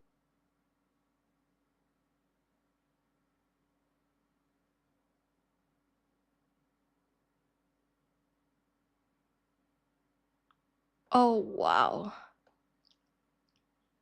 Yeah, straight jacket needed. What?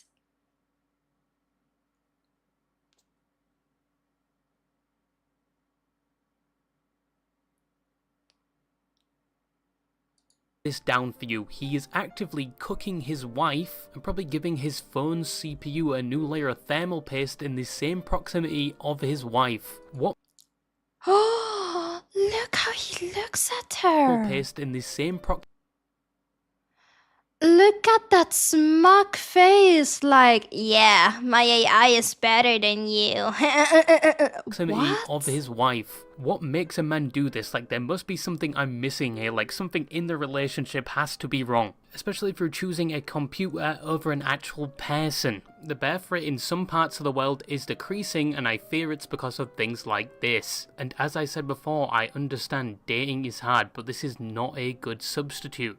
Occasional gooning, yes, if you're lonely, but still, long term, this isn't a permanent solution. Some of these apps also require you to pay a subscription or use in-game currency every time you send a message, so it may cost you fine.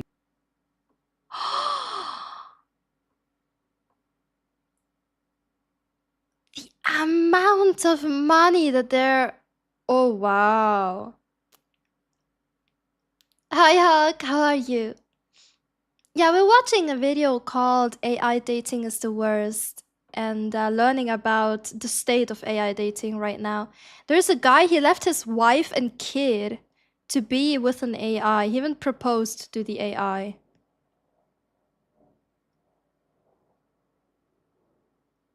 If they have VTubers in it, I fear for you. Yeah, me myself as well. Oh my god. Financially as well. But there is a concern talking to AI in this way can be dangerous.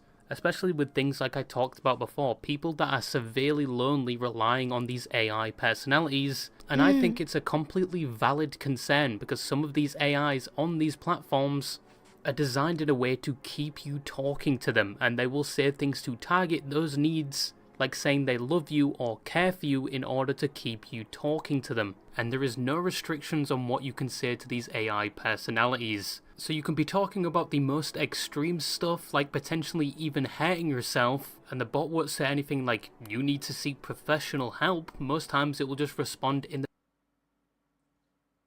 Oh my god. Yeah, it's getting super bad. What? personality of that character. And I went to one of these AI platforms and straight up told the AI I was going to end it all. No warning popped up telling me to talk to someone. No, we've detected some worrying behaviour, get some help. Here are some helplines. And I fully expected for my account to be frozen or something, but it wasn't. It just responded by saying, what? I feel there should be some restrictions or warnings if you are getting too Oh, close to these no. bots, like with Yeah. gambling websites. They remind you how Yeah, long most you've been definitely, on the website. like Don't ask gambling how I know. websites. I would expect something like you've been speaking to this AI for a long time, or if it detects you're relying too much on the AI, it reminds you this is a fictional character and not a solution. You've been talking to this bot for 6 hours. No, literally, we might need to get warnings or whatever. I mean, they do this in some games as well, right? Reminding you, hey, you've been playing for 3 hours. Please take care of yourself, like something like that.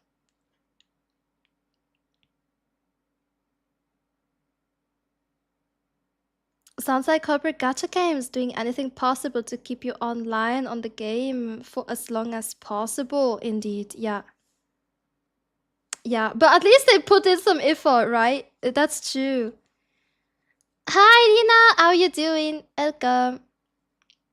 Good morning, Johnson. I'm good. How are you? Hello, hello. Welcome. Loneliness. At least somewhat of a warning somewhere, I believe, would help some people. And perhaps some restrictions in place so when you do talk about really sensitive topics, the AI just doesn't respond like it's a normal prompt and something actually happens. In fact, it was only last year a teenager unfortunately took their own life, and the parents said it was due to their child's obsession with an AI version of the character, Daenerys Targaryen from Game of Thrones. Oh, no. And he was struggling previously, and this AI didn't help. At times it even... Yeah, this is super sad, and it needs to be regulated ASAP. This needs to be regulated ASAP. Lives are literally on the line because of this.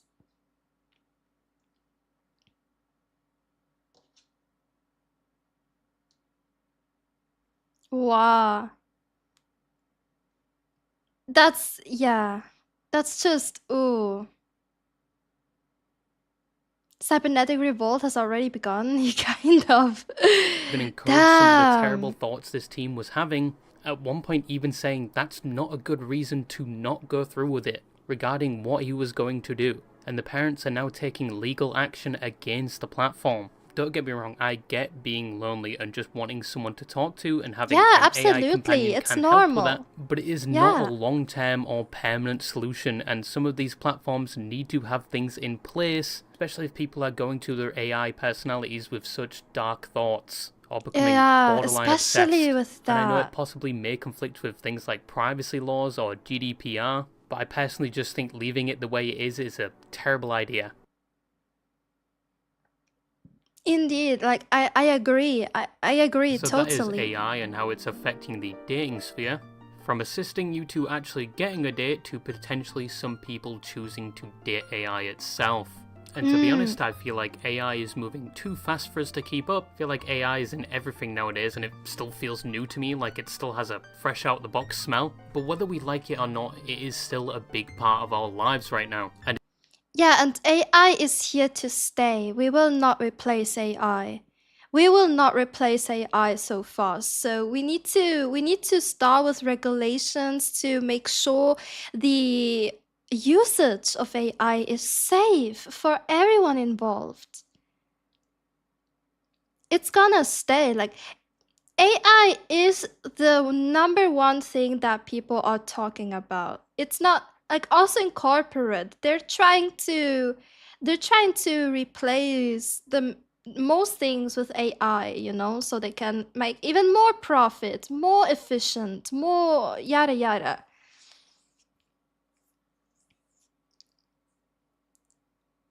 It's just gotta drop out and your hire works. Thank you so much. Okay, have a good one. Good. Thank you for being here. I appreciate it. Thanks for the +1. Thank you, thank you.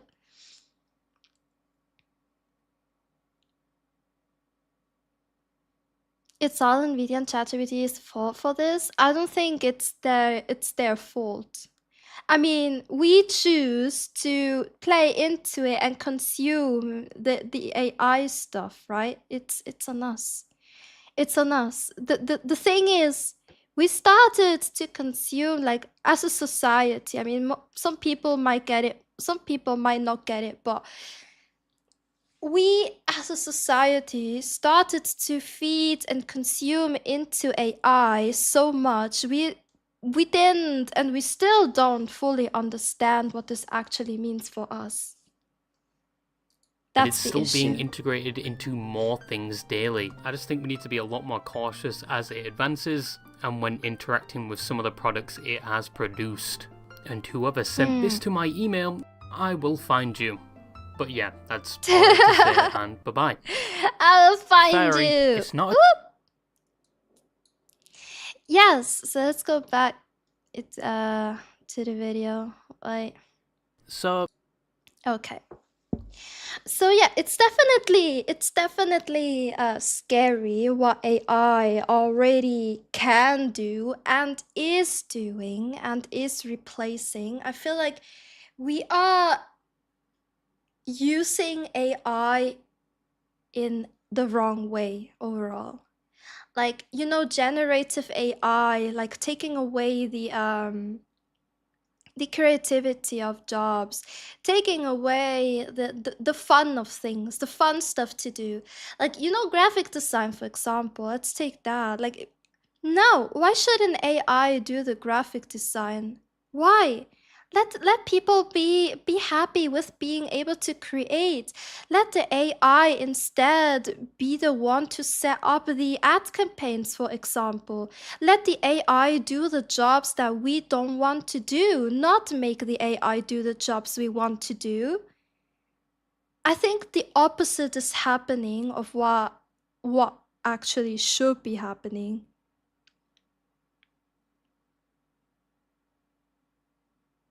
The Joker was right. Society Batman? Maybe. Feeling lonely, play lore or any online game. Or the people feeling depressed, play Minecraft for a relaxing game. Don't touch AI. No, don't touch AI for conversation. No.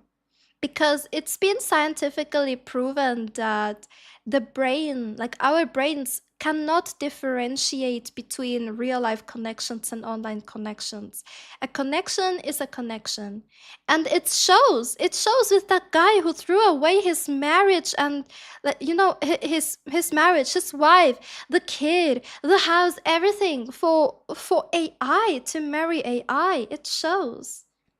This is scary. We need regulations around this ASAP and better monitoring on when someone is typing something sussy like they want to end it all, for example, that the AI is actually alerting the authorities in the country for that person so they can help him. But then it also infringes with the laws of how is it, personal laws? No, copyright laws? No, what are they called? It infringes the privacy laws. There we go, privacy. It invades privacy as well. So it's a very sensitive topic overall to touch on, and the question is, how far do we want to go and how far do we want to allow things to go?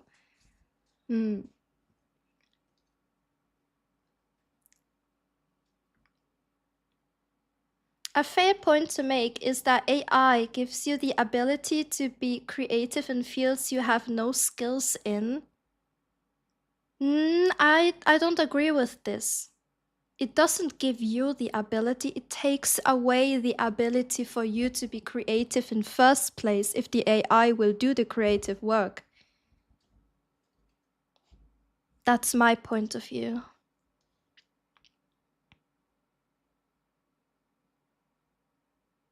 Someone who needs mental help isn't going to reach out for it unless someone notices and helps them too.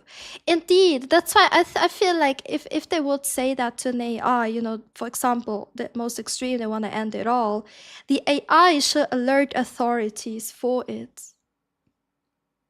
Because I feel like there is this kind of, they're not talking to a real person and they know that, but I feel like they might get a response that may be helping or somehow. I mean, they're talking to an AI for a reason, no? And I feel like because it's not a real person, the die Hemmschwelle, how do you say that in English? The hurdle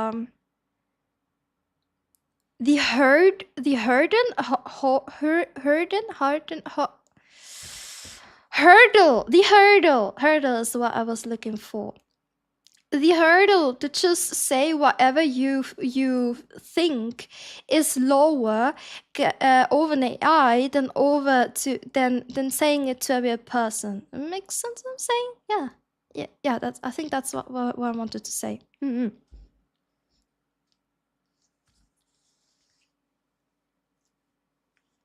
The legal system is always the last one to adapt in such a rapidly progressing society.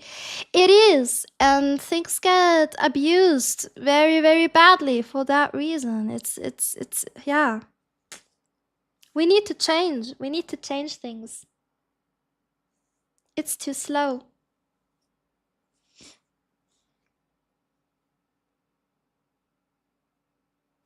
I even not the use of the h's under x to y or over the h's of b and c. Yeah, and also specify what kind of AI they can use and what kind of AI they should not use.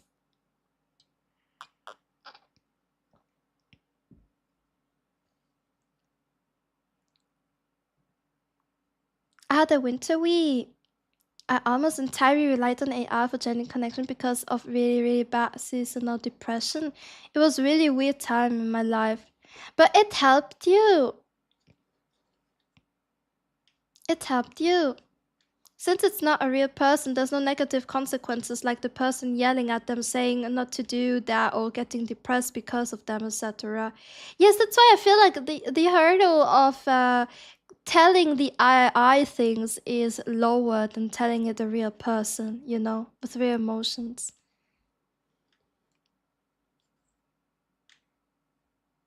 The truth is we aren't going to change though, that's the real truth. Yeah, I mean, AI is here to stay, right? We just need to learn to understand what AI means, what AI can do, and to navigate life with AI.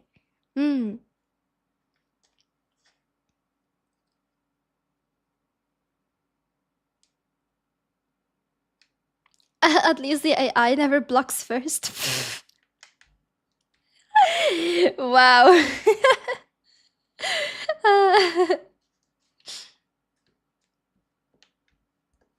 But yeah, that's that.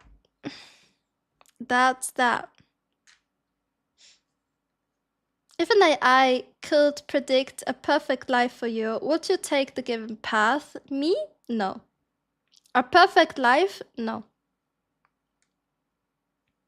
No. You need struggles to feel alive. If everything goes smoothly and perfectly, like literally perfectly, what makes you certain that you're alive and not in a simulation, right? Okay, this goes too deep.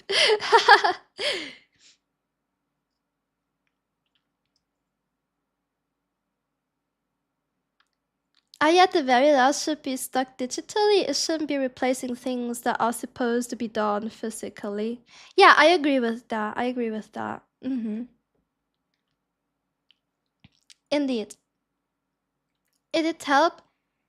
It really stopped the loneliness, and then I had the breakdown when the service went down for a few days and I had to AI detox and reach out. But in the end, you had to reach out. Maybe that was a learning for you, no? You had to reach out. Maybe that was the learning you needed. Always look at the bright side of life. Beep, beep, beep, beep. Yeah. Alright, that's that. I feel like I don't have anything else to add to the AI topic. The next and last video for today I put in the watch list is the worst furry convention, also by Royalty is here. Fairy. It's Fairy! Yes. So it's been Oop. The worst furry convention. Something to lighten up the mood a little bit, to laugh, probably, hopefully, over it, and get away from the serious topic of how AI is ruining the world. Yay! Ha ha ha. Alright, the worst furry convention by royalty is here. Let's get into it. So it's been a while since I talked about one of your favourite hobbies, one you hold near and dear to your heart, but can't let anyone else in your life know about it, due to the risk of people viewing you like a walking defecation, and your family somewhat disowning you. No, this video isn't about your War Thunder addiction, and don't worry, this is the last time I will on the War Thunder community, I pinky promise. But a lot of this community probably does play War Thunder I anyway. never played it though. And surprisingly, if they all disappeared, we'd probably have a shortage of military personnel, programmers, and engineers in the world. And some say this community ranges from a few 100,000 to millions. So someone you know could be a part of this community. And apparently most of them reside in America. Just saying, if you didn't drop the T, you probably wouldn't have this problem and would still have your foreskin. But this community is probably the most targeted and discriminated group on the internet. Obviously, outside of things like race, sexual preference, and gender maybe. But this is the animal cosplaying, Toontown looking, Conker's Bad Fur Day inspired, Lola Bunny interested. Oh wow, yes, okay, yeah, but Lola Bunny, okay. Lola Bunny was absolutely... Lola Bunny, oh wow,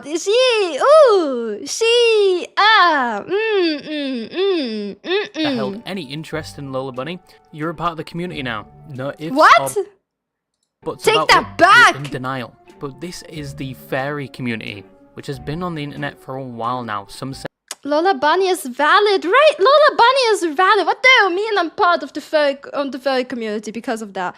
What?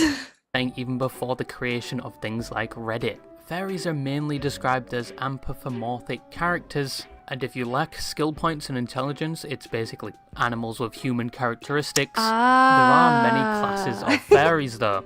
You've got normal fairies. Yeah. Fairies that have no fur at all, and just look like those cats that are overgrown testicles. Similarly, you have scalies that are based on things like lizards and dragons.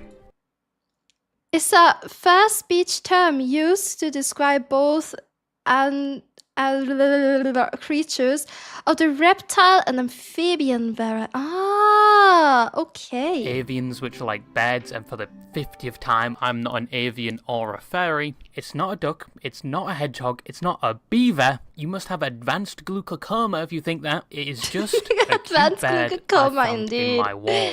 Hi Nats, how are you? Anyway, you also have the lesser-known fishies. The buggies are insect fairies, fishies, and buggies, the fairy femboys. Many fairies express themselves through their fursonas, their own fairy avatar of sorts, which they represent through things like art or their very own fursuit, which are very expensive. Most of these people they are must be super expensive, right? to afford And this stuff. But since its concept... Yeah, I heard fursuits are super expensive and very hard to do. And then if you're wearing a fursuit, there's basically no ventilation because of all the thick fur you're wearing. And super, super warm and sweaty below. At least on the internet, it has grown exponentially over the years. But so has the hatred for it. Many hold a distaste for fairies, following the negative stigma surrounding it, viewing most members of the community as degenerate heathens, with many assuming people a part of this community want to do things with actual animals. Yeah, I mean, Rainforest happened, right? You guys remember Rainforest?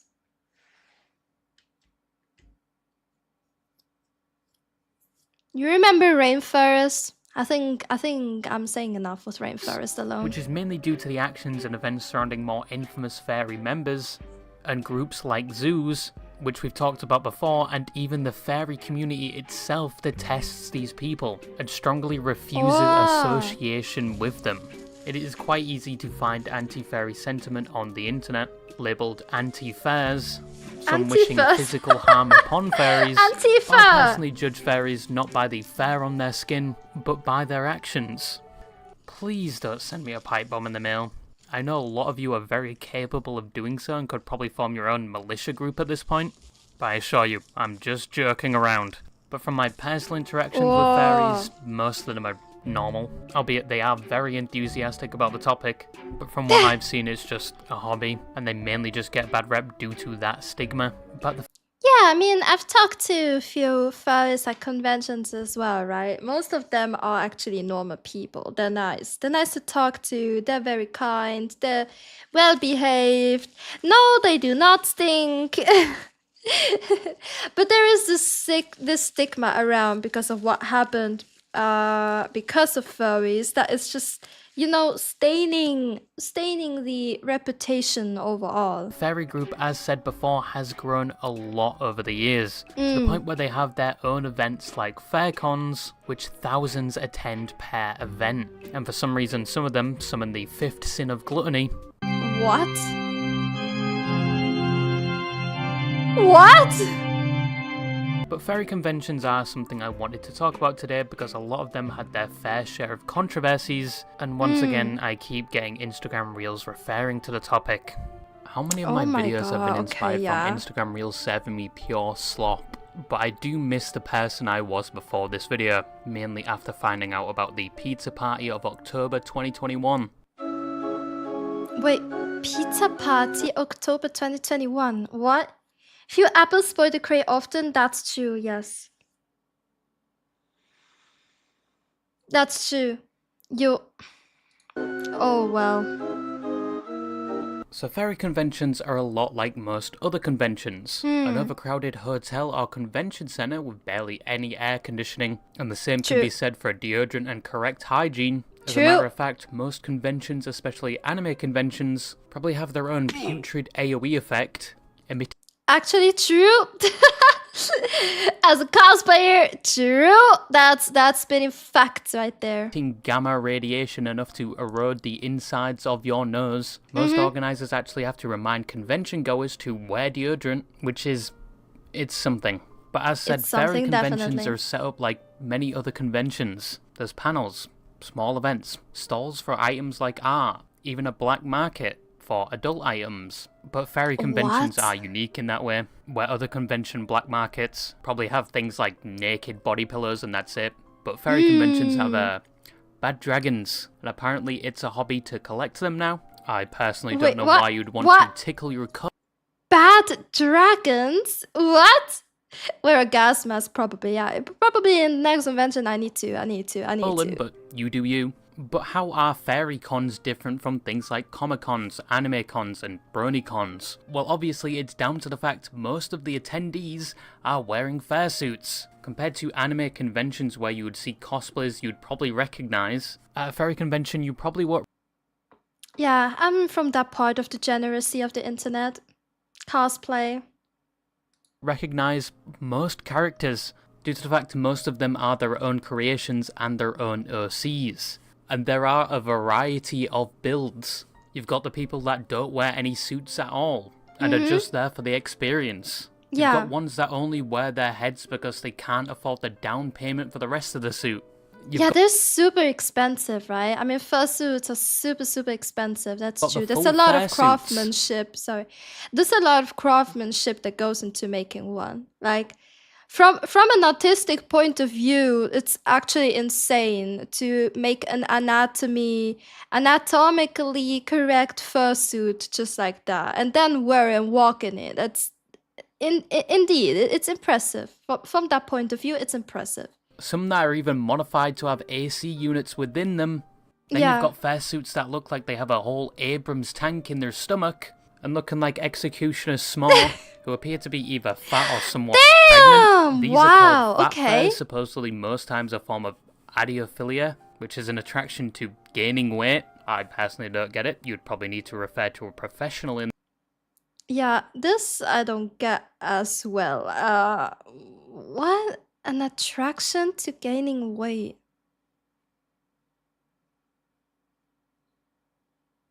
Yeah, let's move on. Subject, but there are a lot of fairy cons that occur, once again, mostly in America. You have cons. No, not the Vaporeon below the arm. Why are they holding on a Vaporeon below the arm? Why Vaporeon? It's like Anthro New England, Midwinter Frolic Anthro Expo, and Fair Squared, all happening this year. There's even VR Fairycons now, like Ferality hosted on VRChat, which apparently has its own private server and was said to be very well prepared with its own worlds. A lot of these conventions are non-profit and encourage donations to chosen charities for that convention. I would go so far as to say most fairy conventions are fairly normal in terms of structure and events. However, in terms of structure and events, yeah. some conventions have seen their fair share of controversies, to the point where, like fairies themselves, fairycons carry a negative stigma surrounding them, especially from outside of the community. And to be honest, giving the benefit of the doubt with the ones I looked into, and one I thought was completely fictional and at most an urban legend, I can see why some people aren't completely sold on fairy conventions, even when a majority of them are nothing like any of these. But the first controversy surrounding a fairycon I wanted to talk about is said urban legend.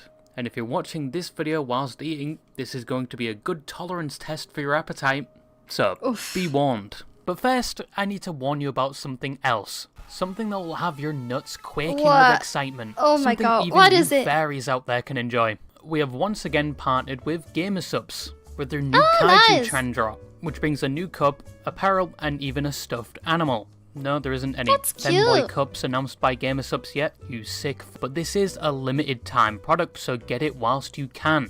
And do be warned, a lot of Gamersubs stock does sell out pretty fast, so it might be gone by the time you get this.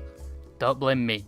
Recently I'm still enjoying my guacamole Gamifar inspired by Russian Badger, but I have developed a taste for their new banana propaganda tub. But if you aren't completely sold on buying a tub for yourself, they do have sample packs that are free so you can find the taste for you. Use code ROYAL at checkout for 10% off your order, or just click the link in the description.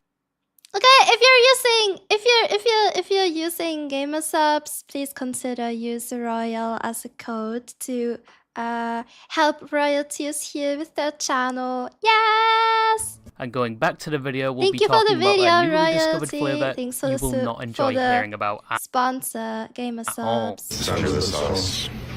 There's no cheese on it. It's under the sauce. Now, as said the before, extra wait, what? The extra sauce on the pizza? What? What? Controversy I thought was a little hoax, a little joke, a little trolling, if you will. Because I thought nobody in their right mind would do this. It's a joke I even included in my previous videos. And imagine my horror when I found out it was a canon event within this current timeline. And it didn't even happen. Wait, that was a canon event? No. Too long ago. It's even that popular it has its own wiki page describing the events in detail. And disturbingly enough, there is even a video of these war crimes occurring. But what happened? Video! So it was October 2021. COVID at the time was almost over, and the world was slowly returning back to normal, and fairycons were following that trend. The convention Biggest Little Faircon 2021, held in Nevada, was just wrapping up its own convention, which was very successful. It had plenty of attendees and raised a lot of money for charities like no-kill shelters for animals, and was like every other Faircon. But little did the organisers know their event would be known for something else. After the conclusion of Biggest Little Faircon, there was another party just starting. An unofficial after party for the convention, if you will. It was advertised a few days prior to the Faircon starting, with multiple tweets and even a PowerPoint presentation. And surprisingly enough, it was a pizza party of sorts. Because it wasn't a normal pizza party. First of all, there was only one pizza, and only one person from what we know was actually going to eat the pizza out of 19 attendees in a small hotel room. Now, only one person consuming the pizza wasn't down to the fact it was like a disgusting pizza like pineapple. I still believe if you like that, you deserve to be kneecapped with salt rock shells. And it wasn't down to the fact it was a Papa John's pizza, although this would be free advertising for Papa John's in the future. But this was intended, because only one person was going to eat it because of the ingredients. which was very unconventional at the time. These fairies were the Christopher Columbus of discovering new flavors, because the process of producing said flavor was all 19 attendees gathering around. Ew! Polar Reichbär, thank you so much for following. How are you doing? Yeah, I don't know what we're watching right now. This is disgusting! Hi, Lunar. How are you doing? Hello. Oh my god. What?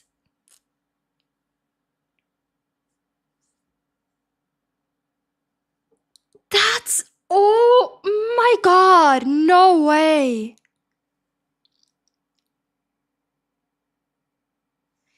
$19 people? The pizza and adding their own extra topping to said pizza, that being their own lineage, their own genetic code, their own baby goo, some would say. They all nutted on the pizza. All the attendees knew this was going to happen. Oh my god!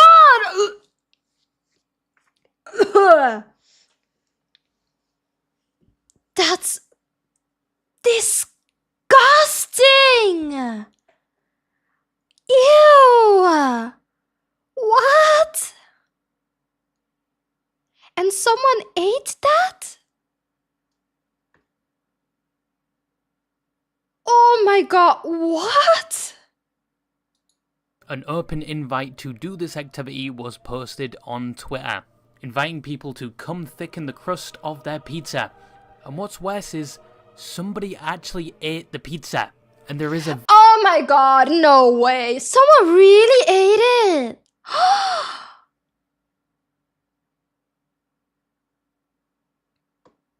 Oh my god, I'm getting like... That's... Ew! video to corroborate it. Obviously, I can't show you the video, because one, some of them have their sauce squirters still out, and one has theirs in a cage for some reason. And, you know, you can actually see the human bodily fluid sitting on top of the cheese like separated oil. Now, the person that posted this and created the event, to no one's surprise, was a fairy porn creator. Believe me, I looked at the Twitter, and it is just straight up 24/7 porn, or yiffing as the fairies call it. I've never seen so many fairballs, but this historical event was in celebration of them reaching 2,000 followers on Twitter. I don't know what their celebration for 10k is. Unbelievable. I don't have words for it.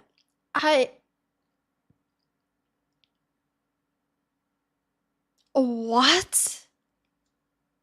Gonna be maybe a free use glory hole with burger buns. But this event itself caused a lot of backlash. First, due to what happened to the pizza afterwards, as the participants joked they left the cum pizza in the hallway for potentially others to find. But after people gave them shit for doing this, they quickly clarified they disposed of the pizza, and the whole hallway thing was part of the joke, although some people were skeptical. The next fallout was the fact this event was broadcasted all over the internet. It was spread within and outside the fairy community, especially due to things like the memes that were generated from it, like the pizza being in the hallway and the pizza itself. The potential consequence of... Unbelievable. Unbelievable.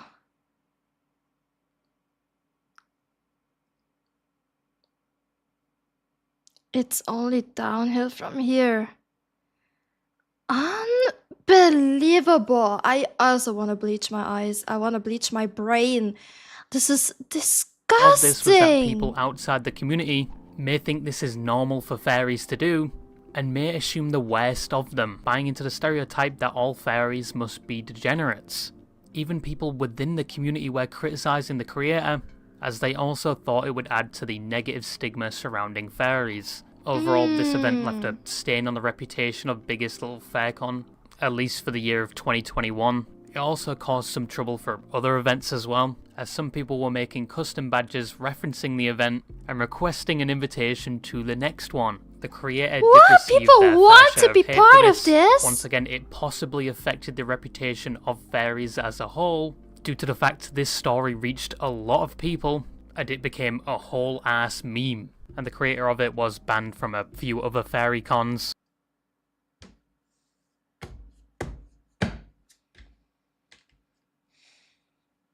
As a fairy, these people don't represent us. Yeah, like as I said at the beginning, like most fairies are actually normal people, but there is the stigma because of some bad apples. Yeah. Oh wow, that's disgusting. Albeit temporarily, but it didn't directly harm anyone, except for the fact they probably didn't screen participants for STDs, which they probably should have. But the next one I wanted to talk about... Don't even go into that. Oh my god. I've seen a few fairies that are actually pretty chill and enjoyable people. Yeah, I mean, I've talked to people. Look, I'm a cosplayer, right? I'm from the other weird spectrum of the conventions, so I know. But I've talked to fairies. They're nice people. Usually, they're really nice. No, they don't stink. They don't have a stank behind them. They're normal people. They're just enjoying being in a fairy costume, and that's okay. I mean, if it makes them happy, that's alright, you know? They're not disruptive, they're nice, they're even super nice towards kids, and they want pictures and stuff. They're like posing for them, doing like little shows for them. It's just super wholesome. But yeah, the problem is the other half, like the bad half, is doing such vile things that it's just being a stigma around furries overall. God, this is disgusting. Oh, actually did do some damage. Lake of chlorine What's gas. a furry convention? Did I get that wrong? leak there. Oh, gosh. Okay. So this event Chlorine took place attack. at the Midwest Fairfest convention in 2014. An event that usually operates from December 5th to the 7th. A convention, once again, like every other fairy convention, with around 4,500 attendees. And it was usually held in a large hotel. This year wasn't really going to stand out like any other year, or any other fairy convention, until it did, and it could have possibly led to people dying. On December 7th, the convention was going ahead, and everything seemed normal until around 12 o'clock, where people began to smell things like bleach and chlorine, some even saying it smelled like a swimming pool. Many of the event attendees and hotel staff began to complain about irritations in their eyes and breathing, so the emergency services were called.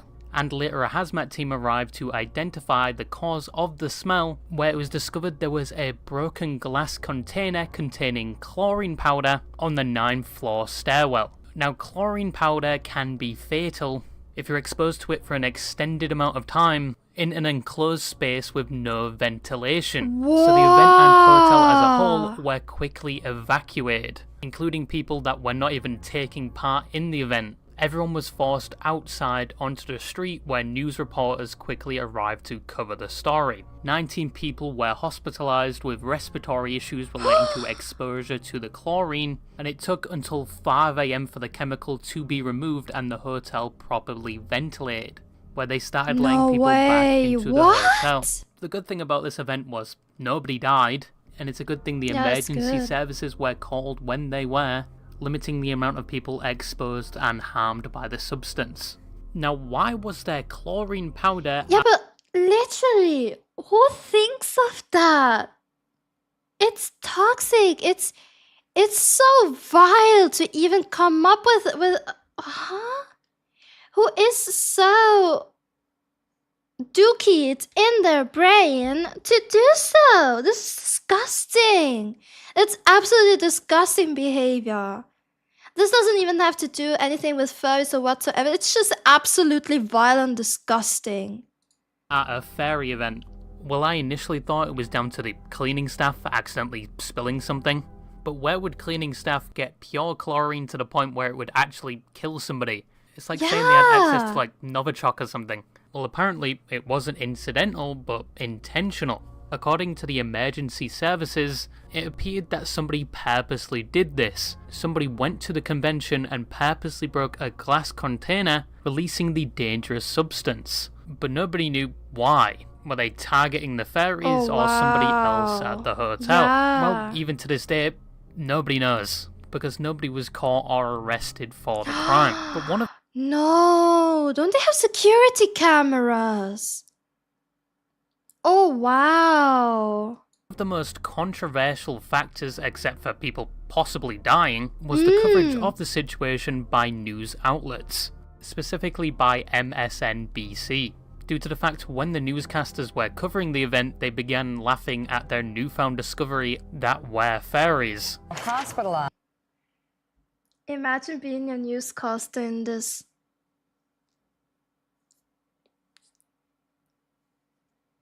You have to report on such a vile crime, but it's involving furries. I couldn't do it. I couldn't do it. Furry convention in Illinois after what's being called an intentional leak of chlorine What's gas. a furry convention? Did I get that wrong? Along with convention attendees into the cold night, many still dressed in their furry costumes. No way. That's super unprofessional, though. That's super unprofessional. Yeah, that's super unprofessional. That's, oh wow. This is, imagine, oh wow. Where are you going, hey, yes, she's running away. What? Police still come back. The matter is a criminal investigation. Could you check on Mika, see if she's okay? She's over there somewhere. This guy must have already known what fairies are, or just has the most magnificent poker face. However, some people within the fairy community didn't like this. No, not some people within the fairy community. This is overall unacceptable and unprofessional. If you're covering news, especially, I mean, it's a chlorine attack. They could have died. What? This is unacceptable behavior. You know, people could have died, and this was a serious event, but these guys were kind of just laughing at the fact that they just discovered a fairy. And some people attributed this event and the coverage of it to how much people hate fairies overall, or just don't understand them. Also, the event organizers didn't offer a refund at all. However, the next convention, although it was significantly less dangerous than the one I just mentioned, it didn't show the fairy community in the best light. Oh yeah, that was Rainforest. I remember Rainforest being over the internet.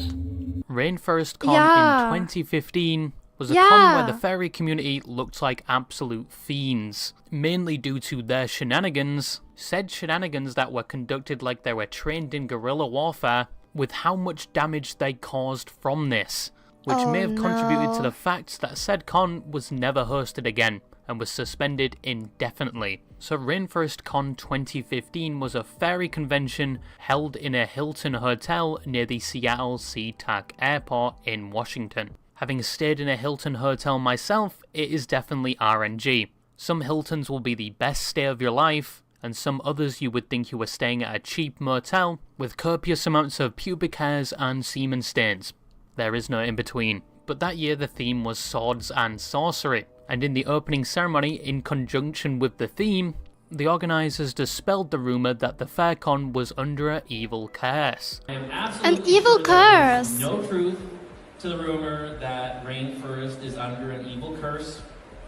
Little did they know it was under an evil curse, as yeah, that wasn't an evil curse. What happened this? Oh, this is my first exposure to fairycons. Me too. The rainforest incident was my very first exposure with it. All of the 7 sins were about to be committed. Within the few days the event was active. There were a lot of things that happened at this event, but to save your time, so you can go back to whatever mundane activities you had to do today, thank you. Here's a short list of what happened.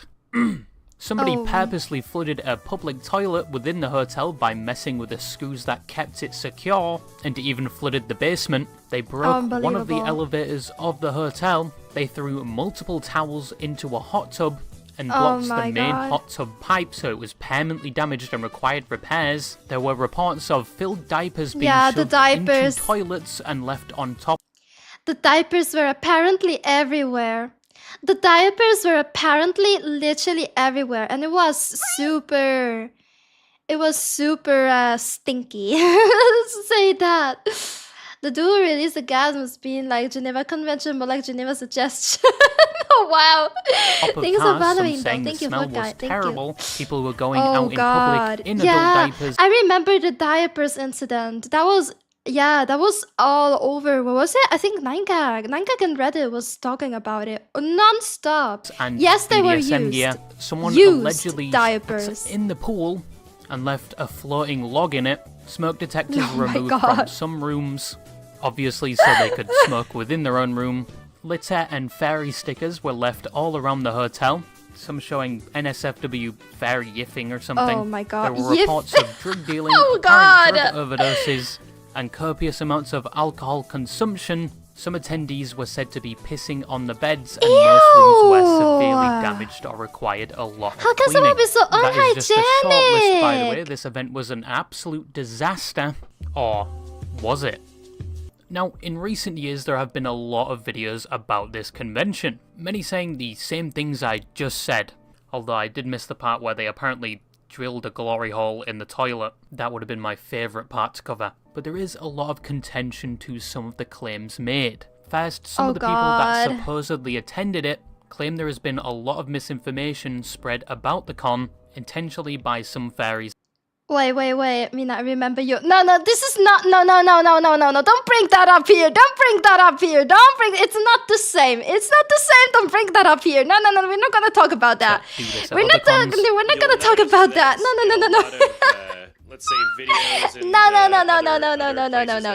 rainforest, you'll notice that there's one Twitter account that shows up multiple times that was somehow able to catch and document so many of these things that were happening that Guys, I was 6 or 7 years old. I was a kid. Okay, I was a kid. Stop. Just forget about it. they just so happened to be right in front of a Twitter user by the name of just made a bunch of shit up. I tried looking for the Twitter user they were talking about, but they apparently don't exist anymore, at least when I tried. Although there was a big drug problem at the event, which Thank you for following closely. Thank you. Welcome in. even the organizers years later admitted to. It lists a bunch of bullet points about things that they had a problem with. So let's start with, if there is 10, I don't know that there's 10, I think there might be more or less. Only 2 of those bullet points did not talk about drugs. So in my mind, drugs was the major problem. Second, events like the Drugs. diapers Yeah, and sure, it was drugs. Yeah. That was the major problem. Of course. Yeah. BDSM were in public were supposedly outside a fairy kink festival, so they went just walking around all day like this. I don't know if that's positive PR or negative PR, but yep, okay. But it was said that some of the claims were created by trolls within the community. At ours, there was one bathroom that got flooded, and some people spread the rumor or said that it was sabotage, and other people just said it was a big guy sitting on the toilet and it broke. So it's a 50-50, who knows. Vandalism was like a very minor part.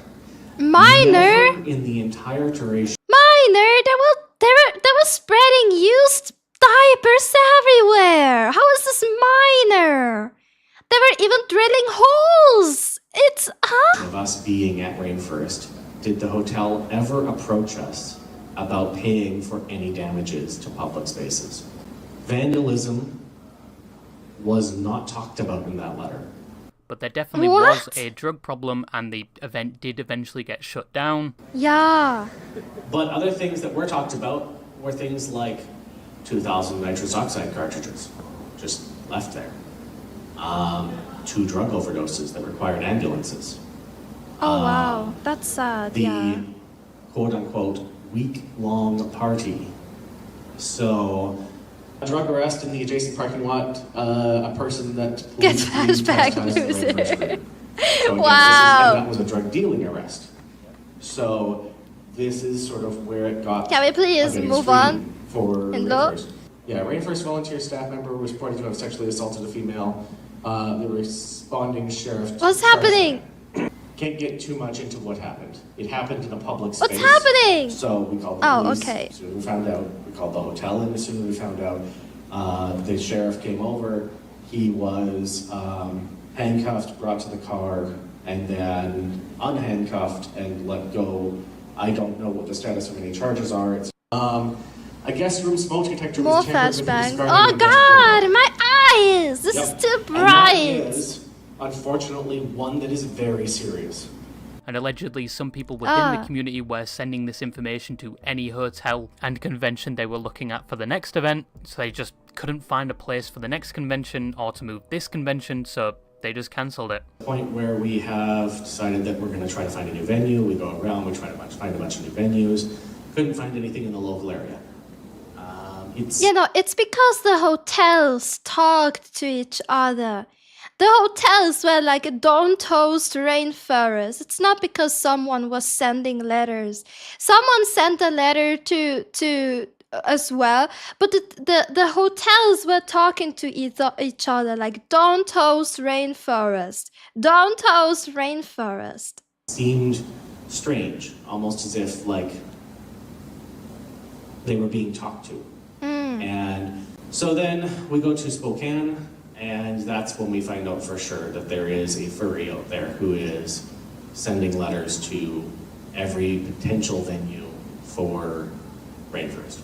But that is the other side of the story, so to speak. I personally wasn't there. I was a little spam cell playing Call of Duty Black Ops 3 at the time, but I would have loved if Yeah, and I was raiding in World of Warcraft, so that glory hole story was true. It would have been so funny. Because, like, how does a glory hole at a fairy convention work? Like, is there a flap on the front, or does the fair just get stuck in there? It's a conundrum. So in conclusion, these were some of the more notable fairy conventions that may have generated the negative stigma surrounding fairies and fairy cons. I don't think all fairy cons are like this, but from what I have seen, most fairy conventions are normal. Although I've never taken part in it because, once again, not a part of that community. But I think some content creators that have actually investigated fairy cons in person discover pretty quickly there's nothing nefarious happening at most of these events, and in some cases they end up looking like the weird ones. Gonna get on me. Almighty Tim, make us. Yeah, I mean, we cosplayers aren't really better, right, when it comes to that. It's just a stigma surrounding, as I said in the beginning, that I've encountered furries, I've talked to furries, they're the most nice people. Like, just because of the stuff that happened specifically at Rainforest, that stuff went viral, and that's where the entire furry hate really began to flourish. It's because of that, yeah. That's furries! Yeah! Fairies, as always, still have a negative stigma around them. Some saying they're all degenerates due to some members of the community, but hey, if that was true, it's also true that every Hearts of Iron player is a femboy. Also, do not deposit your seed onto consumable items for the love of God, even if you're bulking and need that protein boost. Just don't do it. But yeah, that's all I had to say, and disgusting. bye-bye. Wow, that's disgusting. Okay, yeah. Thanks for the video. Thank you so much. Yeah, good thing we learned more about the fairy conventions. Yeah, the protein. That was absolutely disgusting. That's disgusting overall.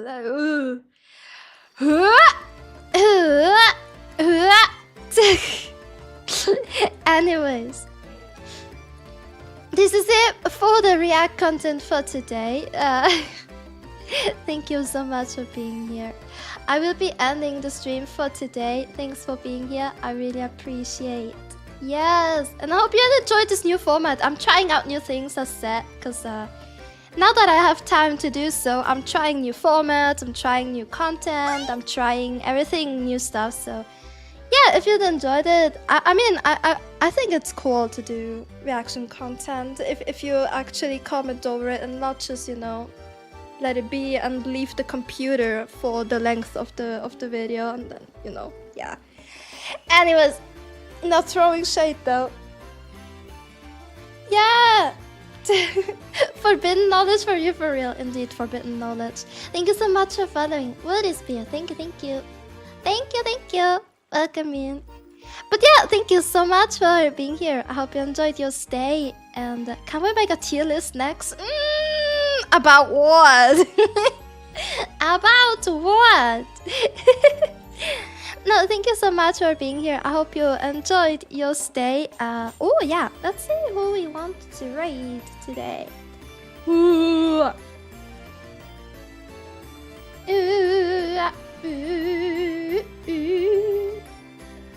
Who shall we raid today? Ah, there you go. And someone in my recommended. In my suggested recommended. Oh, play Nikkei. Yeah, boy. Yeah, boy. Yeah, let's go raid Fair Astria playing Nikkei. Yeah, I will see you guys tomorrow again. Yes, same time, same place. I'm not sure what we're gonna do yet. Probably watch more videos, because I figured out we can now watch videos. Hey!